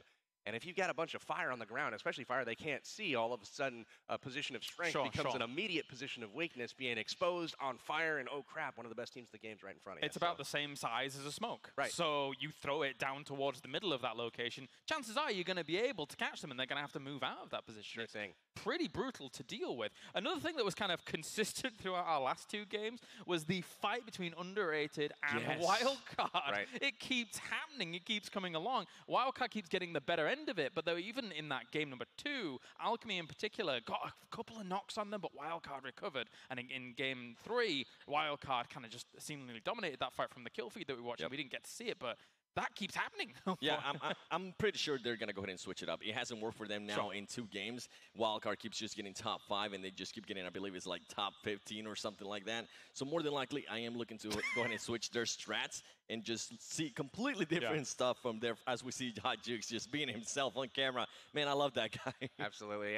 You never know, though. We've been surprised continuously with some of the strategies that we've seen. Yeah. We never know what these guys are going to do. Excited to see it for sure. Another team that I want to shout out and kind of give some recognition to. They've been on the gun, being very aggressive, not afraid to fight, and trying to capitalize on their opportunities, and that is G25. Yes. These guys have been rolling around really, really effectively, taking down squads, been in a lot of gunfights, and they've definitely got those muzzles warmed up. So if they get in some fights in some key positions here in the next game, look for them to do pretty well because they've got a lot of bullets through those. Very true. They are being more aggressive. They are making sure they are positioning themselves better. And they actually been one of those teams that is pushing the action to the higher teams, Gangstars, Lights Out, and also Team Gates. So they're going to go ahead and continue to push that now. They more than likely going to go ahead and worry a little bit. Do we continue doing that strategy, or do we back up a little bit more, wait until the end of the game, and then start getting those skills? So I'm looking if G25 is going to go ahead and continue that aggressive, just keep going no matter what, or if they're going to go ahead and push back a little bit and then just worry more at the end of the game. I think I'd like to see them continue doing it. I mean, if they're going to have a chance at the top 3, they have to get on the better end of a gunfight with one of these top 3 squads and knock them out, or just get lucky and have somebody else do it for them. But from what we've seen from everybody else, nobody seems to want to take these fights. G25, conversely, has been more than eager to lay down some lead, and that's something I'm definitely keeping my eye on in this game for. Yeah. Well, of course, you can join in with all of the action on Twitter as well with the hashtag PMSC. Join us and tell us what you think about the games that have gone down so far, how these fights have gone down, how many smokes you can carry in the back, because tell me, it's quite a lot, to be fair, as all of these teams have been able to utilize them to the fullest extent, especially towards these later circles. And just kind of looking towards game number 4, guys, what are we expecting? I think that something that really stands out in these past 2 games is I think with all of these qualifiers, there's almost been circle fear because there's been so much hard shifting. Yeah. These last 2 games, apart from some of the final circles, have been quite friendly on these teams, which is nice. Been very central, very friendly. No confusion as to, is it going to the northern island? Is it going to the southern island? It's like smack dab in the middle of the map. Everybody knows what they have to do to get there. So you're seeing definitely some contention. Like, you don't have the river splitting a bunch of squads. So we're seeing earlier fighting rather than later fighting, which is actually quite thrilling. I'm pretty happy with these zones, rather than these crazy ones where everybody's kind of trying to get position. And then at the very end, we finally see the zone go north or south. So definitely hoping to see more friendly zones with less hardships and see the strategy for some of these teams have an opportunity to play out rather than the surprises. A lot less hardships because they're already pretty much moving towards where they think this zone is going to go to. And once the hardship happens, they're pretty much scattering around. They're trying to figure out, how do we get there? How safe can we get there? And is somebody going to be already where we're going to be going? Yeah. So something definitely go ahead and look out. Look out at the end of the match, the hardships. I'm looking for solid FPS, man. Eyes on you. You're not getting knocked by a car this time. No. He's going to take his squad. They've actually done pretty well today. They got a little unlucky in that last game, but I think they're going to rebound strong here for foul play. It makes it easy to spot him when he's wearing the big con suit, I think. That will do it, of course. Let's take a look, and a kind of a hunker down, a bit of a magnified view at how zones play out when it comes to PUBG. Welcome to PUBG Mobile, where the blue zone is just as much your enemy as the other players are. Up to 100 players are dropped into a battlefield with the hopes of eating a luxurious chicken dinner, but there's only one, and the last player standing will be the one to enjoy it. Different strategies will be employed by different players or squads to ensure their best possible odds of survival. Staying out of sight of your enemies by camping in buildings or hiding in grass will only work for so long. The blue zone is a dangerous and mysterious aura that collapses on a randomly generated safe circle somewhere on the game map. As the game progresses, the players continue to die off, and the safe zone continues to shrink. The blue zone is always collapsing, and getting caught in this zone will result in taking damage over time. Blue zones in the first few phases of the game, where the safe zone is quite large, do not hurt too badly. Simply boosting up by sucking down an energy drink or popping some painkillers naturally will stave off any serious damage. In later stages of the game, however, you will not be so lucky. The blue zone will progressively hurt worse and worse as the safe zone shrinks down. Ultimately, it will kill you if you linger too long. A few tips to stay safe from the blue zone. Pay attention to the zone timer located on your minimap. When this clock ticks down to 0, the zone will begin to collapse. Know the difference between the short side versus the long side of the zone. The short side is the safest because the blue zone collapses slower over here, and it is more difficult for enemies to sneak up behind you because your back is protected by the blue zone itself. Use the graphic indicators to your advantage. On your minimap, there's a wealth of information available to you at just a glance. When the timer hits 0, the blue zone will collapse onto the safe zone, and once it's fully collapsed, a new timer begins. But while the blue zone is coming in, you'll see its progress marked in blue just below your map. Think of this as a percentage bar or even a distance bar. The white hash on the far right is the finish line. That's the safe zone. When the blue bar meets the white hash, that signifies the blue zone has fully collapsed, and the little white man on the bar, well, that's you. The number next to him represents how far you are from the edge of the safe zone, which is safety. Paying attention to this will give you a great idea as to when you need to start moving to the next safe zone, as you'll be able to see the blue zone and how fast it's catching up to you. I hope these blue zone tips help you along your way. After all, it's the other players that are in the safe zone you're looking to blast away to get that chicken dinner, right?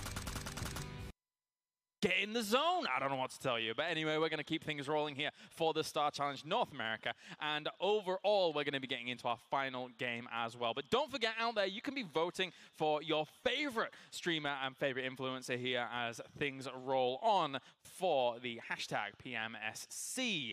Guys, we're going to be talking about our fourth game. We're going to be talking about the standings as well in just a few moments' time, because that's all important, because we're kind of theorizing here a little bit. I cannot wait to see what the actual numbers look like. And here we are. Team Gates has overtaken that first place spot. Led by Rolex, they sit at 1,555 points. They are a little bit lower in kills than Gangstars on Wildcard. One notable thing here, Marciano Gaming has creeped all the way up to 4th with over 1,000 points. So they are actually looking really, really good. And Zen Gamers in the top 5 as well. And those consistent finishes for Wildcard has definitely paid off, because look at before it was from 3rd and 8th place, the difference was just 180 points. So they're definitely being able to go ahead and create more of a margin there, and they're their only team with 12 average kills, over 10 kills now. The very scary thing here, and you theorized it before we looked at these standings, is Team Gates and Gangstars are kind of running away with this after those 3 games. So it's slowly becoming that battle for 3rd place. So these teams really need to slow down, TG as well as Gangstars. Absolutely. There's 2 teams right now clearly out in front, and that is Gangstars, that is Team Gates. Both those guys eyeballing that trip to Dubai, but still a long way to go. They really, really need to buckle down, keep the foot on the gas. Game 4 happening here shortly. We've also got tomorrow, guys. We're going to be back for the same exact thing tomorrow for more games for a total of 8. And yeah, it's a long way to go for everybody. But if Team Gates and Gangstars do end up solidifying those top 2, man, we've got a lot of people competing for that 3rd place spot. 3rd place is going to be absolutely wild, and I want to see if Wildcard is going to go ahead and continue those consistent finishes that they've been doing with Hot Jukes at the helm, or if other teams are going to go ahead and pick it up as well. For example, Derek G with some great finishes there at the start. Now they're starting to fade a little bit more. Team Hectic, too. I want to go ahead and see how they respond. We haven't really heard of them that much today, so I want to see if Team Hectic and Metalcore is able to go ahead and push it a little bit more and try to get that 3rd place for Dubai. Certainly. I think we are in a really interesting spot there for that 3rd place spot. Marciano Gaming and Zen Gamers both have been a little bit quiet today. Zen Gamers relying on a few top, not top finishes, but up near the top. And that's propelled them up in the leaderboards, up all the way to 5th. Marciano Gaming fragging out last game. They came up and third-partied a ton of people, getting 1 million kills, it seemed like. And that's put them all the way up into 4th place. And again, a surprise a little bit to some, but at the same time, these guys are capable and definitely putting pressure on those top 3. Yeah, definitely a surprise for some, but not some, because we know those men are talented. Absolutely. I was waiting for them to go ahead and pick it up. They have a lot of support in the chat right now, and they have a lot of Spanish support. So everybody watching at home, thank you for tuning in here with us. And I want to see what other team is going to start doing what Marciano Gaming is doing. What team is going to start picking it up as the day goes on? And tomorrow on day 2, who's going to be the surprise team as well? it's just so many teams that can actually go ahead and start pushing it more and more and more, like Marciano Gaming has started to do. Sure, it's not like even our playing paths have been too brutal on these teams as well. We've seen them central. fairly central, going through the middle. Some teams have had to rotate down to military, for example, and that's kind of been the slight extremity that's been going down. And we even saw, I think it was Solid FPS's team, that they wanted to go down towards Novo, but then kind of bailed on that concept as another team had already gone down to Novo. So some of these contested points are kind of open for the most part. You touched on a point right there with Solid FPS and liking to go down to that southern island. I noticed he really likes Novo down south. Yeah. And it's really kind of interesting because Team Gates also has state claim on that particular location. Sure. Those guys were in opposite divisions in the playoffs, so they both had basically free run of Novo. And in this particular tournament, not so much. We're all playing in the same group. Correct. And, you know, when he saw Solid FPS and his crew saw Team Gates get ahead of them in the car going across the bridge, they turned around and decided, you know what, let's go loot up farm instead. Yeah, just going based on that, Team Gates actually in the playoffs, any team that landed next to them in Noble, they would just absolutely destroy him. And I think they're starting to notice that too. So will Team Gates be actually challenged at Noble if they decide to go there? Or are they going to go ahead and the teams are just going to be like, you know what, let's just not go there. But then if they keep doing that, there's so many teams that are just going to keep going to certain places. Gainstars goes pretty much to George Bull every time. Derek G is going to Pochinki. Then we also got Lights Out going towards Hospital, it seems. So where are other teams going to go ahead and start going? Or are they just going to decide, you know what, let's go ahead and challenge them? We're about to find out. It's time to get into game number 4, gentlemen. Thank you very much. Let's head over to our commentary team, Pansy and Sims, for all the action. Thank you so much. And guys on the desk, what a way to break it down and set up this final game of the day. It's the last chance to dance on day 1. Of course, there is tomorrow's games, but you want to make that statement right here, right now. The top 2 teams already looking quite settled, Rich, but that third spot, well up in the air. Yeah, it's absolutely anybody's. There's a lot of people in contention for it. And again, how you end today kind of gives you that buffer and writes your story and your predictions for tomorrow. Yep. At the moment, that third spot, it's kind of anybody's. And it's going to be a bit of a land grab. Who wants to get stuck in? You mentioned Marciano, how they've just jumped up the rankings by a team going off. If you go off in this game, you can completely turn the tide as we enter day number 2. Let's have a little look as to what we're coming into for that final game here. This is what it comes down to. Gates in the lead, Gangstar's not far behind. But that third, fourth, fifth, all the way down, it is more than possible for a team to turn it around and get that final game of the day under their belt. It's a couple of kills, it's a good placement, and you're right up there. Now, interesting. How we start game number 4, we enter with the plane at mill to power. It's because the Death said it was nice. Pretty much, they've jinxed it now. And we'll be ending, should I say, down at Primorse. This is a very southerly plane path. This makes things up north a little bit more difficult. The Gangsters, they're going to have a bit of a drive on their hands. Maybe go for the west coast, maybe try and find a vehicle, get up to Georgia Pole if they want to do that. Military base, it's open if a few teams want to go and maybe have a bit of a early game, should I say, scuffle. Get stuck in down on military. You wouldn't kind of expect it. A lot of teams have already jumped early, got themselves out of the plane. I'm worried that they're jumping now. It's... I don't know. You could have a scuffle with the Saverni and Yaz teams to a degree. They should be able to get a car towards the school road that runs through the middle of it. That's a heavy spawn because there's a couple of spawns on the road itself. Then you have one in the garage. That's an opportunity. But they won't be alone in doing this. There's a lot of Georgia Pole teams. There's a lot of teams who go towards the north. So all of these guys for the #1 team overall, but second currently, are going to possibly be having a bit of a fight to begin with. So we do have one initial team dropping down. It's going to be hectic. And I tell you, 2 teams there. Not in the back lines, Lauren. It's Lights Out. Now, we said Lights Out needs to have a bit of a decent run. They've managed to jump up to unlucky for some 13th place from dead last, which were 20th. So it's better than what it was. But this could be difficult. They're going to be running late into It's not Solid FPS, is it? No, it's McDaddy this time. Wait, are they going for this? They're going to have a look, see if there's a vehicle. Oh, excuse me, see if there's a gun. Pardon? What's happening? I think they've got in their car and they're getting out now. It got a little bit too dangerous. And an early mini being picked up from the military island. So this is exactly what I said were going to be the problem. Lights Out are arriving late to the party. There's people running down on the hill. They're going to be in a firing line. This circle as well. It's actually quite a rough circle, too. You're looking at a lot of the area being taken over by water and Primorsk as well. We've just seen the map. It's busy. It's very busy. There's a lot of contested areas here going to this final game of the day. This is the last chance to make an impression. If you want to jump at that leaderboard, if you're not in that first 2 spot, you're going to have a very hard game doing it now. This is the fight that I'm so keen on seeing. What happens? How does Lights Out end the day? very real possibility they could be going out in last place again. 2 players have completely disconnected away from it. They've decided to, you know, let's move somewhere else. One of them's gone down to the factory side. One of them's got a vehicle. They can swing this one quite far. It looks to me like the Gangsters are going to their usual place. They'll be home over in Georgopol. They have the vehicles on the long road. This is a scary one, Rich. This is what you said, the multiple teams in Primos. Now, I know it can be split this way, but the loot will not be good for all 3. I'd say Team 3, which would be those guys, would have the better cut of the loot, assuming that they had a little bit of those central buildings. Of course, having those long barns is always great, but you don't have much around that. So again, Team 5, which will be wildcard. We've got some big names in here, not the top 2, but big enough names that could be certainly pushing each other. I mean, those guys with Sanity, they've been having some decent games so far. Have a look at Dragoon's POV.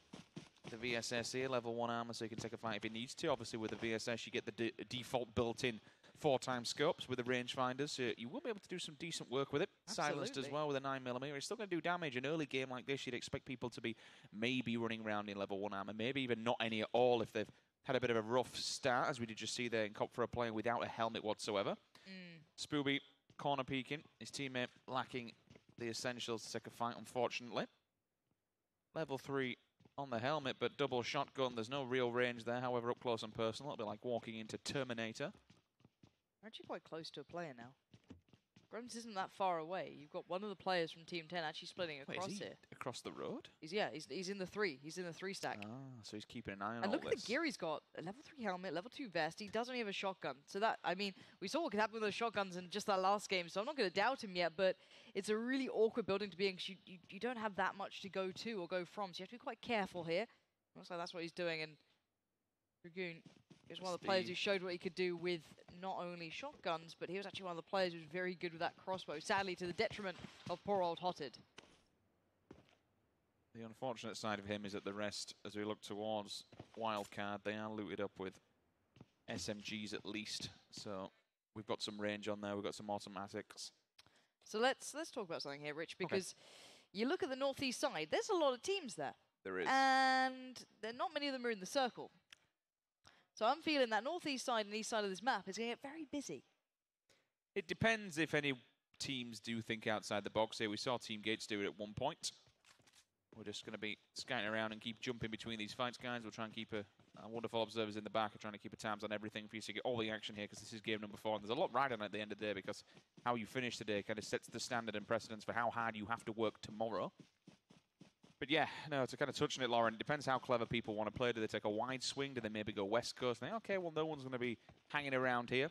You got to remember where the plane did come in. Look how thick that corner's. It's I like the shoulders, mate. It's just like something out of some sort of imaginary game. It's little wings. It's amazing. It's so good. I love these skins so much. And then the green helmet just to kind of finish it off. We say all this. He blends in well to the bush. The point is that they are actually slowly closing in towards the team. They're getting pretty close to Team 6. Yeah. Nope, it was a Car 98. Still a sniper.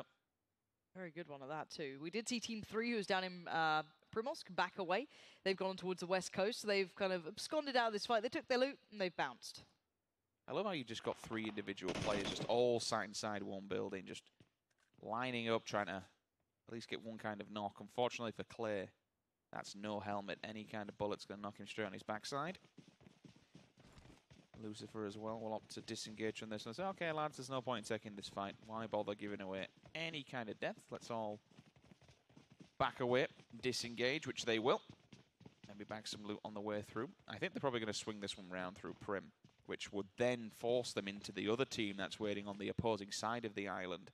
In fact, no, it won't. I'm talking complete rubbish. They have disengaged from this one. Those guys are taking the vehicles. They've opted to go to the little yellows along the west coast. So, okay, well, there's no point in even fighting here, boys. We'll just go continue looting, and fair play, I'm all for it.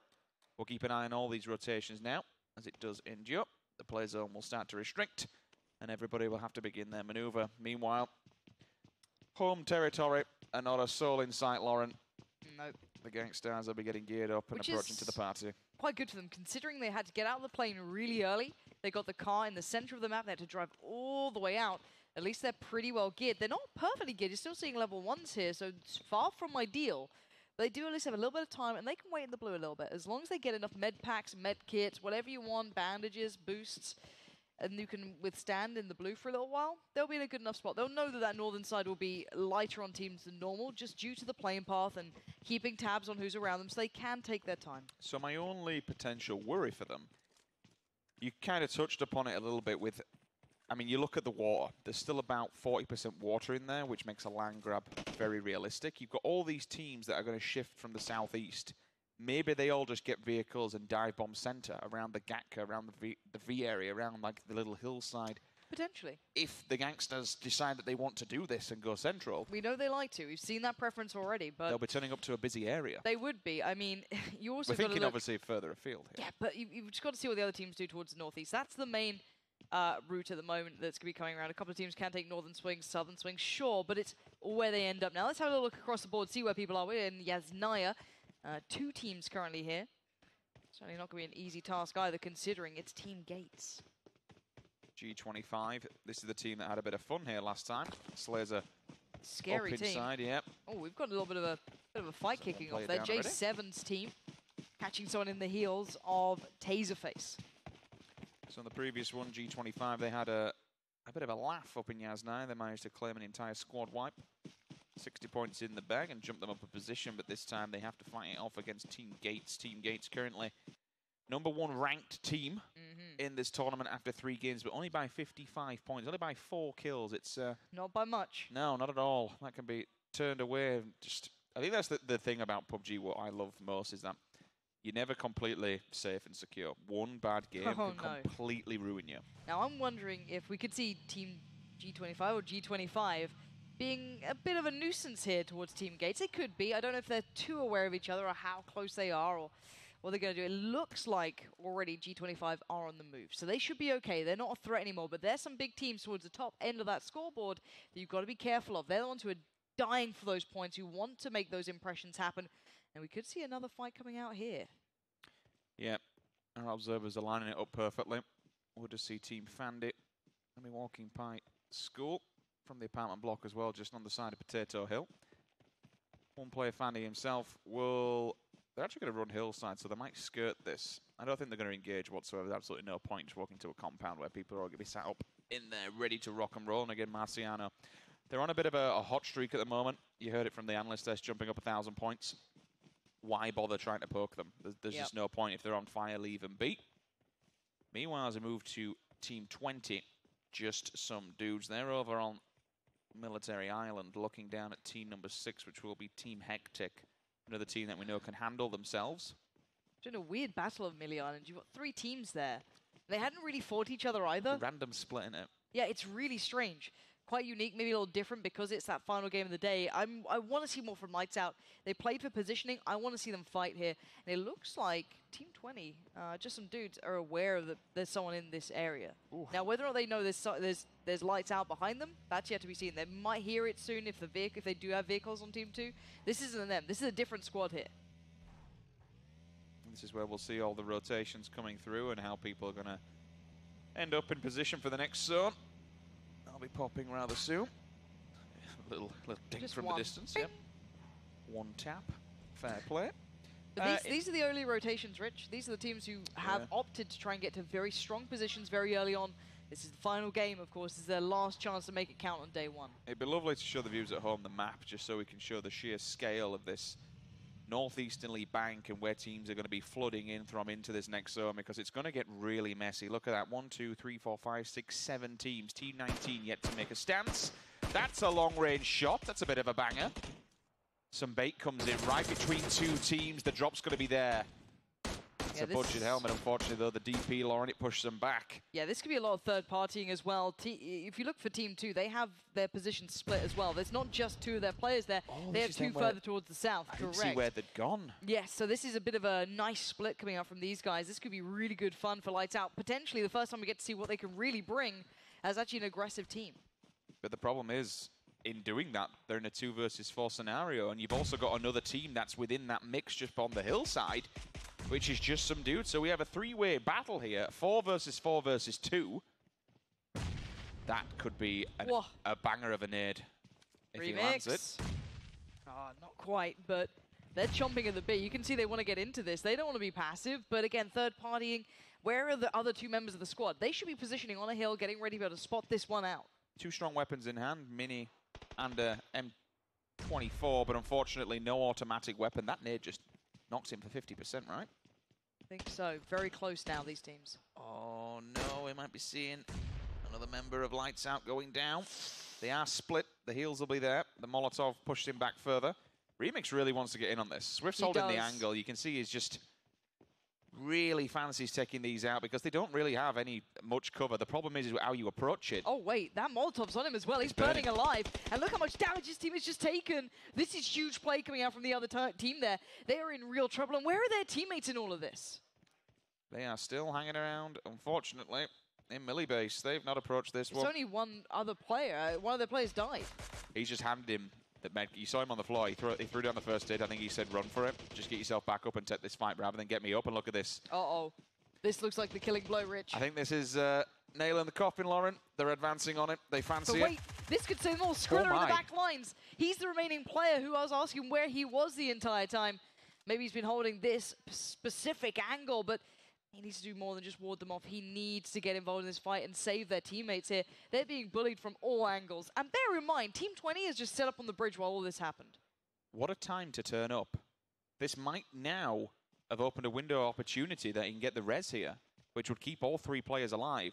Sixers, unfortunately, fell victim to coming down the hillside where we already had a team in the apartments on military, so nothing else they could really do. They'll now get the res. So Skriller, I thought he was all the way back. I didn't realize he was just running this all the way across. G25, finally, we've actually seen engagement. One player has just gone down. I've seen with the DP and the kill feed. Keep your eyes on the left-hand side. See what's going on with some of your favorite players at home. You might, unfortunately, see one of them go down, and you might see them picking up kills.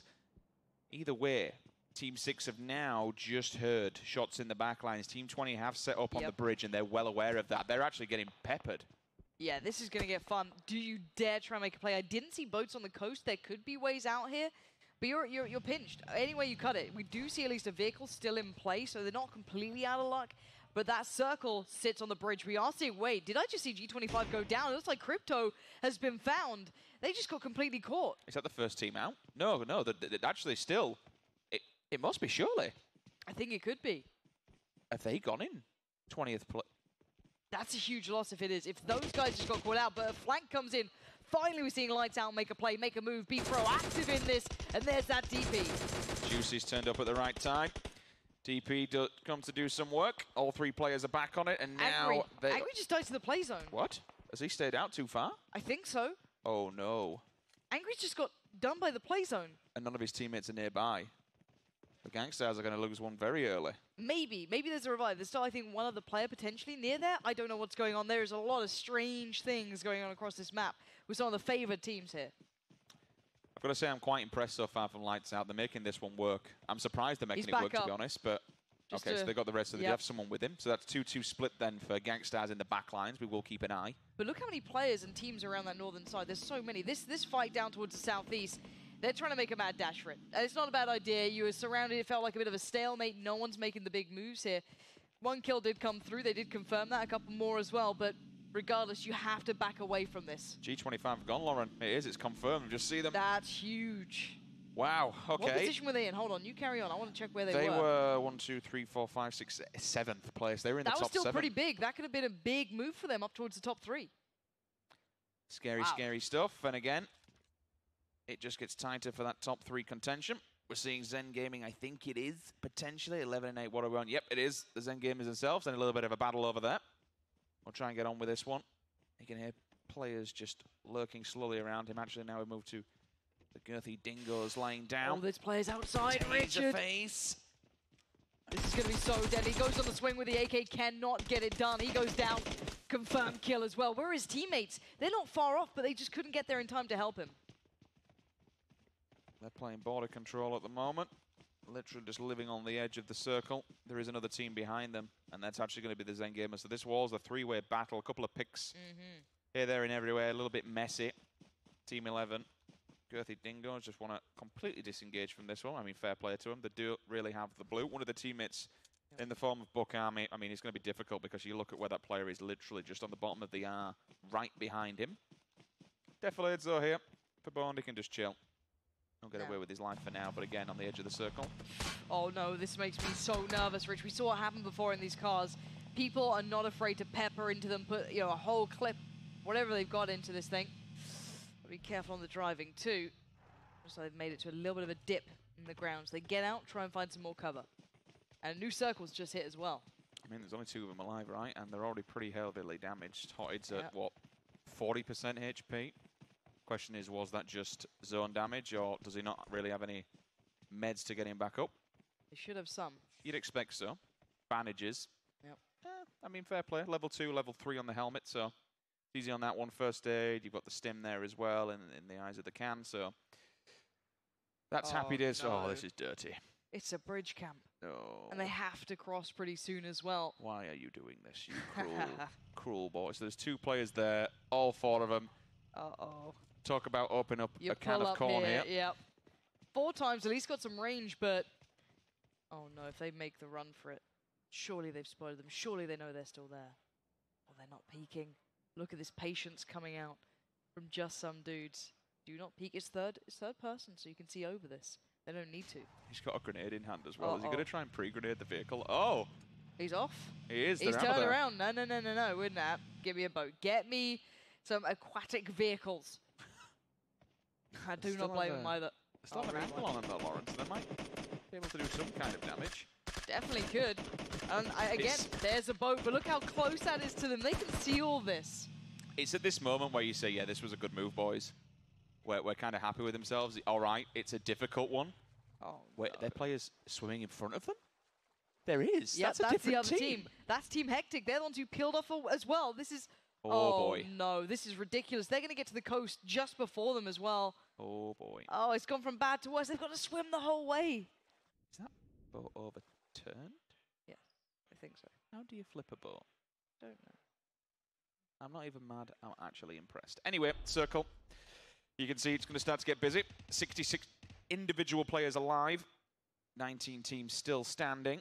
All of Team 17, Derek's killers locked inside one building. That's pretty dangerous. Okay, in those kind of buildings, there's little sections and stuff, but still a couple of grenades could easily flush them out. And with a team like those guys waiting outside patiently, you can see the peaks and the corner leans are already coming through. DP heavily situated for anybody who wants to walk out.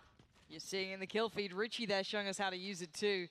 And does he find a new angle? Looks like he does. Very methodical approach from him. Really smart way. And is he going to catch another? Ooh, tag, no kill, though. Richie going to back off from that angle. Maybe find a new one. He's playing this very well. Holding point. There's no point just getting stuck in for it. And again, you could see what both players from both teams did the same thing. One of them took the wide flank to try and stop any additional players come beelining in. But the answer back was already there. Gets caught in the back, unfortunately, so he has to back off from that one. Richie still leaning, waiting. The disco plate gun itself, it hits hard. It's a tank, it's an LMG. But Team 12 have just turned up in the back lines. They're over the deflate, so they can't be seen, but still, worrying that the third team is going to be here also. The problem with Team 12 is they're split and they're dealing with gangsters as well up towards the north. So Team 12 have other things in mind. They're going to be worried on other fronts. We see this fight still continuing, a very drawn-out battle here. Obviously, the other team inside that building. It's very hard to make plays here. Very difficult. Unfortunately, I'm seeing lights out, sat in water, Lauren, and the blue is still killing them. I just wanted to touch on that in the background because that is like a very big team that people will be looking forward to seeing. So please keep an eye on the kill feed because you might see them go down in water, and you might even see go down in 19th place. Uh-oh. The fire comes in. They've got to get on the move. They've got to run right now. They've got out of it. That's impressive. They made out. Oh, maybe they didn't, Richard. Oh, dear. The DP's doing work. They're all heavily tanked up, and so is the car as well. But there's a grenade. That's from Team 12 in the back lines. That went through the window. That's a big nade, but they've made it at least for now to a little bit of a cover. They can hit the deck, get the heal. There is another team looking towards them. There's so many teams alive. There's 19 teams in this circle. As much as we have seen individual kills here and there, the point is that there's so many teams still alive. There's very little room. So this is going to explode at one point. There's going to be just one sort of spark, and this whole keg is going to go up. And the problem is it's a hard shift. So the northern edge of that circle, well, I say the northern edge, you cannot approach this any way without getting tagged up. This is absolutely chaos in the making. Iron sight, shooting a few players on the way by, just gives a couple of warning shots, drives them off. This vehicle has to be careful. All 4 players. Oh, look at this. It's just a can of corn. Hopefully, no one pops them, because it could be problematic if they drive in here. Okay, that's fine. They should have seen this. They should have seen it in the third person. Yeah. Out of the car he goes. Not very smart, Cole. Oh, it's so bad. This is the Gangsters inside, getting pushed from around the back. Who's that going to be? That will be... Shafero squad. Shafero squad. Not seeing too much from these boys so far. No, Zute, is he baiting this? Is he trying to... Is he going to get on Let's have a little listen in. I want to find out what they're up to with that car, Richard. I do not know, but they've already got 1 kill, so it looks good for them right now. You're down. Push, push, push. Left side over here. All dead. Lag is so real for me. I literally... Okay, I'm gonna move our car. I'm gonna move our car. Oh yeah, moving, moving. 300 or north up the hill. Still, there was a squad. Their car is on the north side of the barn. Yeah, yeah. Let's render, hard render. Lucifer just knocked Richie and that guy. 1 nade. And zone's about to change, by the way. You can hear them there discussing every moment of that. Very, very calm, even under the pressure there. Yeah, I'm quite surprised that it was... I suppose I'm just used to chaotic listenings when I'm normally going into them, but that one was very calm, very collective. Yep. Individual. It was more each individual player taking their battles and winning them out. Yes. Finally, we actually might see Lights Out potentially make it to this one. They must be in so much trouble. They're still outside the zone, if you didn't know. They do have a vehicle. Christ knows if they'll be able to get in and they actually have the meds to make it. Double drop comes in, almost dead center of the circle. You wouldn't expect a lot of people to go for that because it's very, very prime territory. Very busy too, this northern side. There's 4 teams? 2 teams up towards the north in this battle we're seeing at least. Oh dear. Team 18 and Team 9, if I'm not mistaken. Yep, trolling there, having to hold the line. As you can see, more teams starting to fold in towards this. There's a lot of players around here. Trolling, patrolling, just sitting on the edge, stopping anybody from moving in. Players will attempt to crawl the way in out of the blue, but unfortunately the Vector says not today. The 45 ammo, it punches a ticket to an early grave. Tags, though. I think there's a player laid down in the bush next to him. I don't think they've copped for him. No, they have no idea he's there. There's still a lot of players up there, so this is really well done. Being an absolute nuisance. Oh, that now circle. Smoke goes up, tries to get the heal, and okay, if you want to look at that circle, we've just seen it pop in. Team 4, that's Team Gate. So for them, they are grinning ear to ear, but all these teams in the north, far from happy. That's why they didn't see him. My God. That thing absolutely blends into the grass. The Bushwookie turns into a camouflage snake. Girthy Dingoes, unfortunately, team are going out at 15th place. You still see, who's that from Team 18? Fandy. Rolex, he's getting some kills as well. This is all good news if you're a fan of that side. I know there's a lot of them out there, so seeing Rolex putting up numbers, always good. Bullets kicking off in the background. You'll see Trolling Field fall down. Zute now starting to step up to the plate. Initially goes, gets the knock across. McDaddy now getting involved in the fight himself, as well as Lucifer. Knocks are in abundance here. And again, it's all about trying to keep an eye on that left-hand side, seeing when players are getting dropped left, right, center. Team 9 is between a rock and a hard place. They need to come out. They've got Team 8. That will be the Zen Gamers to the left-hand side, and 15 in the form of Marciano. Meanwhile, Gangsters, they are going for the long rotation. They're going to enter this one and punch the ticket in from the southern edge. They've all have vehicles. The question is, will they meet anybody along the way?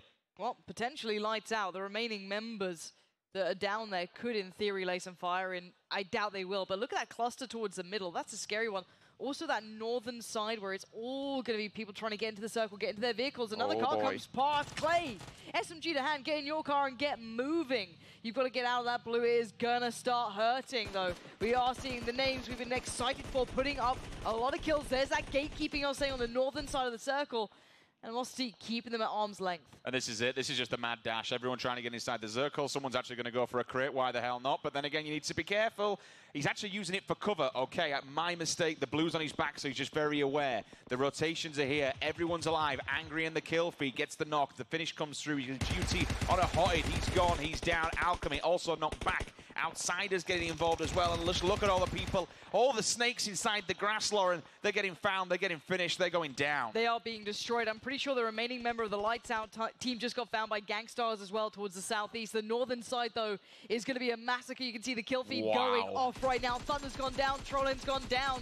We are seeing people even being found by the play zone. That AK just peppering bullets in towards the shell of a car, but Animosity still hitting the deck, trying to get that heal off. All of these guys clinging on for dear life for Hammer Esports.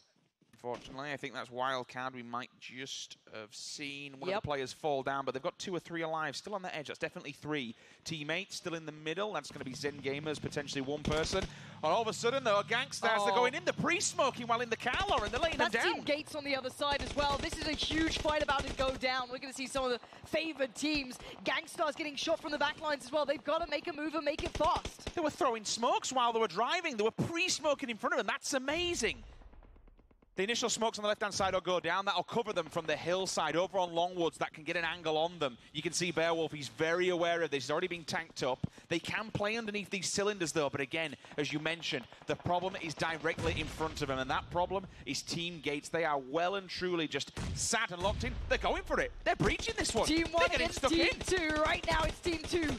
Falling by the wayside. Gangstars are not holding their own right now. They're being shot to pieces. Beowulf gets knocked. It looks like he might have been confirmed killed. No, he's still staying alive, but the push has not stopped just yet. That's a big kill. They've now taken and eliminated this guy who was just in the hot box. He was laying down so much damage from in there.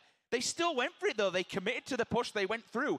Wait, how many of them's actually left? Rolex just died. It looks like this could be a whole wipe here. This could be potentially Team Gates being pushed aside. I'm trying to find the remaining members, and I do not see them. That could have been a complete squad wipe. That's insane. They were all lined up. They could just... They're all dead.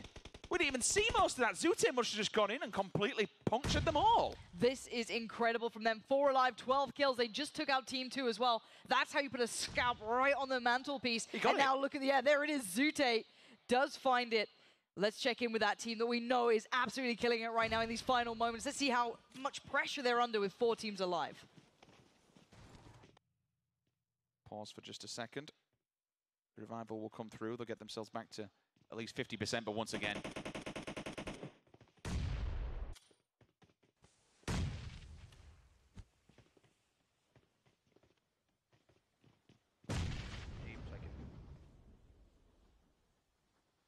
Yeah, so there's like at least 2 people in here. Northwest, yep.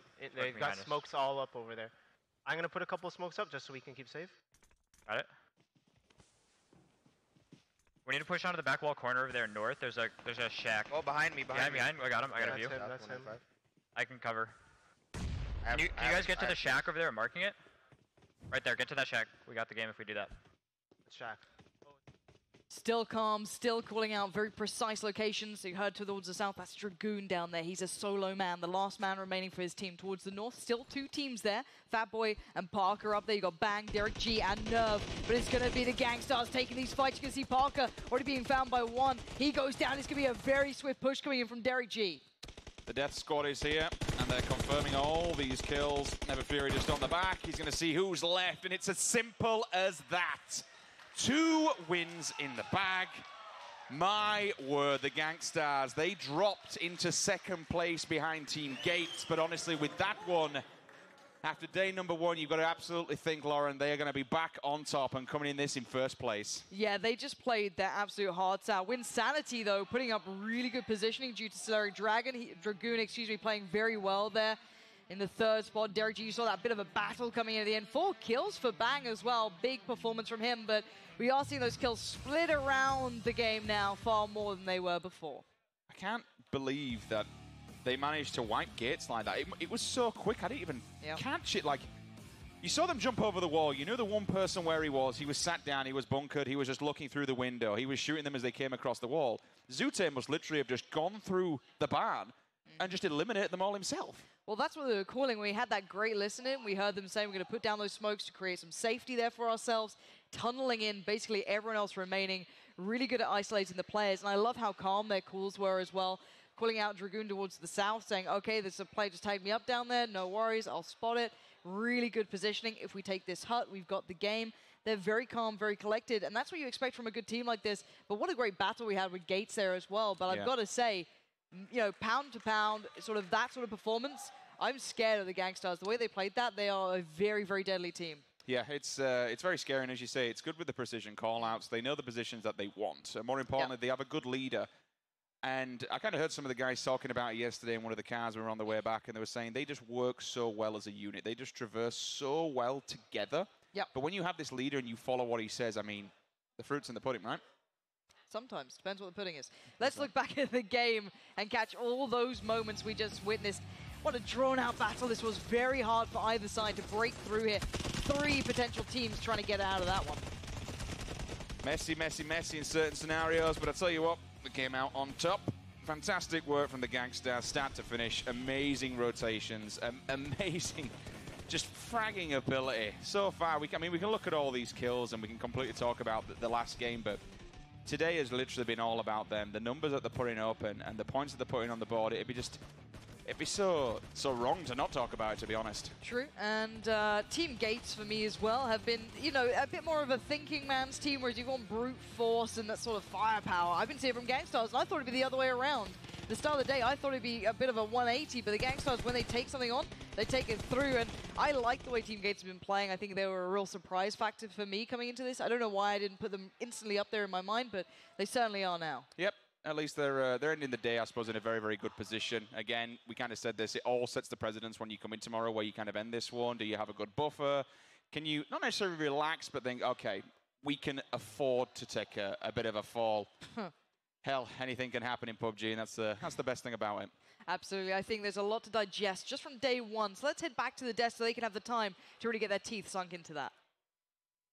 So much talk about eating. I'm quite peckish myself, to be hungry. honest. The fruits in the pudding, that was all over the place. Sinking our teeth into it. And here we go. Of course, Gangstars end the day how they begin it, with a win. So we only have 2 winners from today in Team Gates and Gangstars. But overall, a phenomenal performance from them. A great breach towards the end, prepping their route into that place and actually being able to secure that win very well. They caught Team Gates a little bit off guard there. They were well aware of their presence, but unfortunately, Rolex was split off from his team. They were kind of isolated, and they knew that they could hit that hard, but what was really impressive was the amount of preparation that went into that push. Yeah. They had Dragoon up on the hill sniping in. He hit Beowulf once. Bale immediately throws a smoke, covers off the woodlands. They pre-smoked the entry on the way in, had all of that ground covered. All they had to focus on was Rolex in front of them and the rest of the Team Gate squad. They wiped him off the map super efficiently, and then the rest was just, you know, they got 3 or 4 other squads, but all of them were weakened. They only had 1 to 2 members per squad, so it was an easy cleanup for Gangstars. And what was crazy is when Gangstars was going up against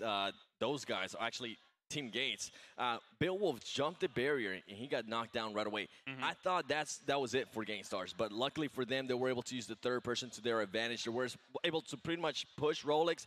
Don't even worry about the other guys. As soon as Rolex got taken down, I believe the other team then started pushing and they were able to just pick them apart. It was a really quick push there. We kind of missed it a little bit on the actual feed, but I thought for sure that Team Gates was going to come out of the garage, peek it a little bit, finish off Beowulf, kind of leave him a little bit short-handed, but that lapse in immediate reaction, Gangstars took advantage, evened up the series between those 2 teams, 2-2 so far today. 4 games played, 2 winners, and it looks like 2 people in the driver's seat as far as Dubai goes.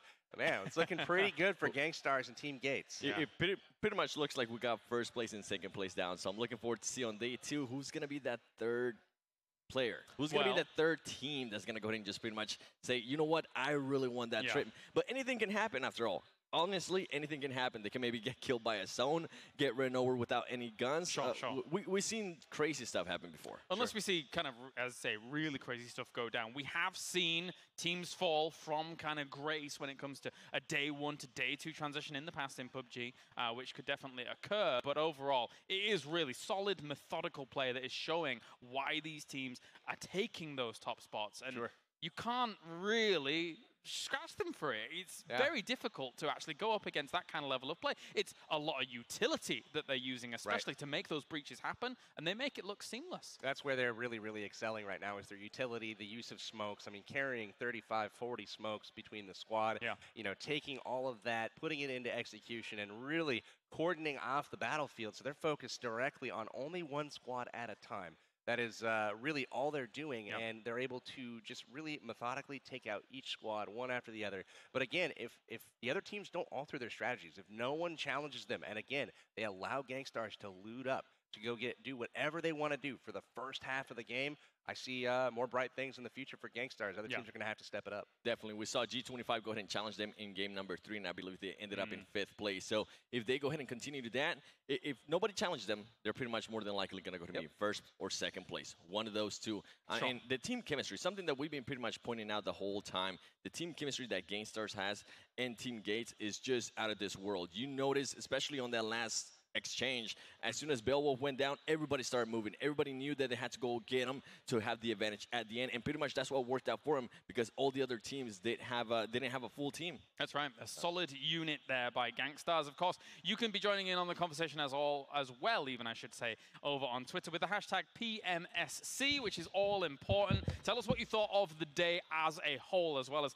tell us your thoughts coming into day number 2, because the 2 teams that are sat at the top at the moment are sitting very, very pretty indeed, with 2 chicken dinners apiece, plenty of kills to boot, and now a lot of these teams are going to be staring at that 3rd place spot, trying to get themselves the opportunity to try and move themselves on to Dubai, of course, unless our top 2 spots kind of fall a little bit going into day number 2. For now, let's head over to our interview with Gangstars, the winners of Game 4. Gangstars in game number 4, matching their earlier victory in game number 1. Angry, the leader of Gangstars here for today. You guys absolutely killed it there. You proud of your team? Oh, I'm super proud. Couldn't be even more proud. Awesome. So who's calling the in-game strats for Gangstars? That's Beowulf. Beowulf, I gotta ask you then on some of the tactics we saw late in the game. The smokes, for example, out of the Jeep, is that something that you're calling on the way into the compound? Yeah, so we know, I called it we were going to push up to that compound, push up to that wall in the Jeep, and I said we need to pull smokes out, and then I count it down. I say 3, 2, 1, pull the smokes, and as soon as we get there, they're already on the ground, and we already have smoke cover. That's impressive stuff for sure. I mean, I noticed you got shot from the hillside, immediately reacting with that smoke. Your guys' overall, your reaction time, your ability to adapt and adjust is really, it's kind of what you set you apart in this tournament and leading up to this. So congratulations, Angry. What are you guys planning on doing for day 2? It seems like you're going to be on top of the leaderboard here. Are you going to continue to keep the pedal to the metal, try to get more kills, or are you going to try to protect the spot in the top 3? What's your plan? We're definitely just going to continue what we are doing and are always doing is, playing to what we know and winning games. Exactly. Seems to be working, right? So, North George every single time. Bale, that's probably one of your calls, I'm assuming. Is that, Gangstars seems to have staked that turf in the northern part of the map. That's something. Tell us a little bit why you dropped there and what you're thinking about as far as North George. It's because it's got the most dense loot, and you can loot everywhere, and you get so many smokes. We have 40 smokes every game, and it's never a problem, and you guys see how many we have. Absolutely. You guys have shown it time and time again. You get into trouble, and you're always able to get yourself out of it, seemingly. The last push on that compound, you guys had Rolex getting the knock here on Bayo. What was your thoughts going over that compound? How were you able to so quickly wipe the other squad when you guys were in a kind of a bad spot there with you going over the wall and getting knocked so soon? So Everfury got 3 knocks with 2 grenades that he threw in there, and I knew that there was only 2 Team Gates guys up, and I knew Rolex was in that little house, so I just jumped over, baited him out to shoot me. He got lit up, had to heal, and then we just took out their other player and pushed Rolex, who was healing in that house. Awesome, man. Angry, any final words for tomorrow? What are you looking forward to on day 2, man? Just taking more W's. More W's. You guys heard it here first. Guys, this is Gangstars. They have won 2 games today. They're looking at probably first place overall. Give it up for Gangstars, and we'll send it back to Colares. Thank you very much. A fearsome opponent indeed going into day number 2, and I'm sure that they will be number 1 in the standings later on down the line as we check in with that in a few moments' time. But that means now that with those 2 wins, obviously they've really solidified a very, very strong spot going into that second day. Joining me, of course, still PB, 7 Worlds. Guys, what a day. It's been really good to see these games play out. Very chaotic in some of these last seconds. I honestly thought the games today were tremendously exciting, more so than even the last round of the tournament where we had a lot of kind of waiting around in third person. Today, not so much. Crazy action throughout. The Gangstars being really, really impressive with all of their adapting. They did get knocked several times. Beautiful rotations. Then we saw Team Gates getting a couple wins as well. So again, chaotic, but awesome. And I think for the viewers, it was probably pretty cool to watch. Yeah, and also just seeing some of the surprises, right? We've been talking about it the whole time. Wildcard just being consistent as well. So far, from what we know, they're currently in third place. That could change once they add up everything up. Now, the other one is going to go ahead and be Derek Skillers. Consistent as well.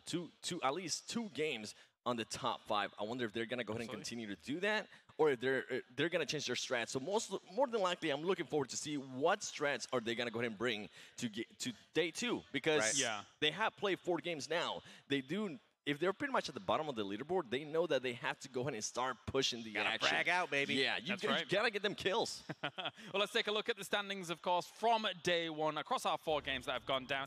Gangstars not only take themselves a little bit of a lead over Team Gates, but a 700-point lead-ish over 3rd place. That is massive, with them getting themselves 2 chicken dinners. Likewise, Team Gates 2 chicken dinners as well. So those are the standings so far, boys. What do you make of them? I make of it the top 6 teams here have kind of pulled away just a little bit. You've got 1,135 points in 6th place. Those guys hanging around at 990, but they've got to start putting out more kills. You can see 2.8 average for them per game. That's not going to compete with the likes of like Wildcard, who's dropping over 11 kills per game. They are getting a ton of frags, even more than Gangstars, and Gangstars has obviously been very busy.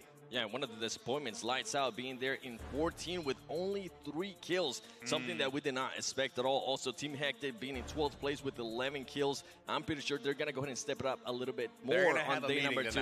They need to. They pretty much need to. They know they need kills. They know they need placing. So I'm looking forward to see how they're going to go ahead and figure this out. Now, Gertie Dingoes, I want to go ahead and see what they do. They're currently standing at the bottom of the list. Are they going to just don't really care and start challenging higher teams, which is something that we've been talking about? Those lower teams, they're just going to want to make a name for themselves, since they know they might be too far away to get to 3rd place. Definitely. There's going to be 500 points, though, for a win. So if teams can string together a couple of good performances while at the same time, having one of these top guys fall early, that's going to be, really, really important. Felt bad a little bit for Lights Out, spinning in the parachutes coming out of the plane, something that we didn't pick up on during the cast, but 2 members split off and landed on each different side of Hectic's squad there in the middle of military. So they were immediately at a disadvantage, which was really unfortunate, but they're going to have to really, really, really pick it up tomorrow if they want to have a chance. Yeah, and just going off of that, it was surprising to see once they were actually in a disadvantage like that. I think Team Hectic could have had a chance there to finish off 2 teammates, but for some reason, Metal and I believe it was Swift, they decided not to go ahead and push. So I'm pretty sure a lot of teams are going to go ahead and go back to the hotel,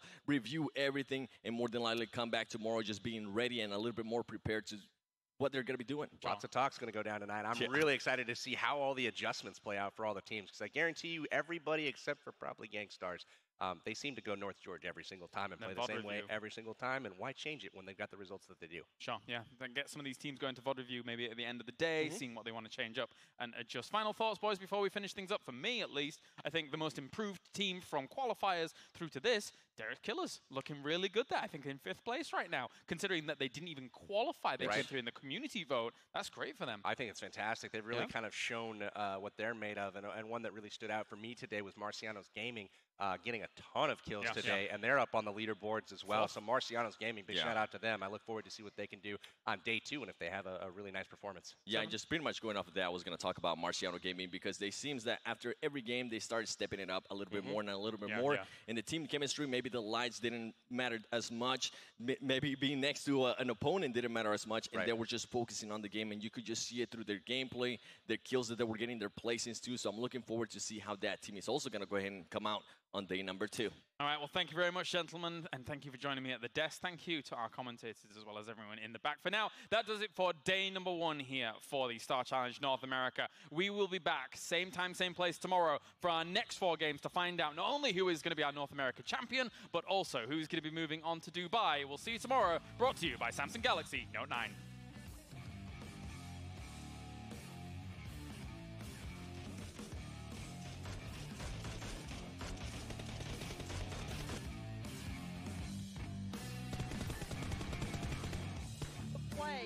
They just played their heart out. Playing from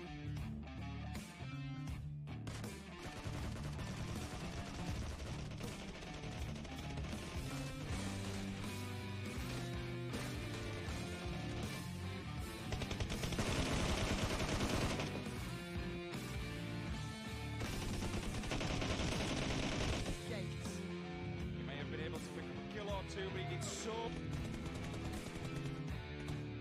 My word, the Gangsters, they dropped into second place behind Team Gate.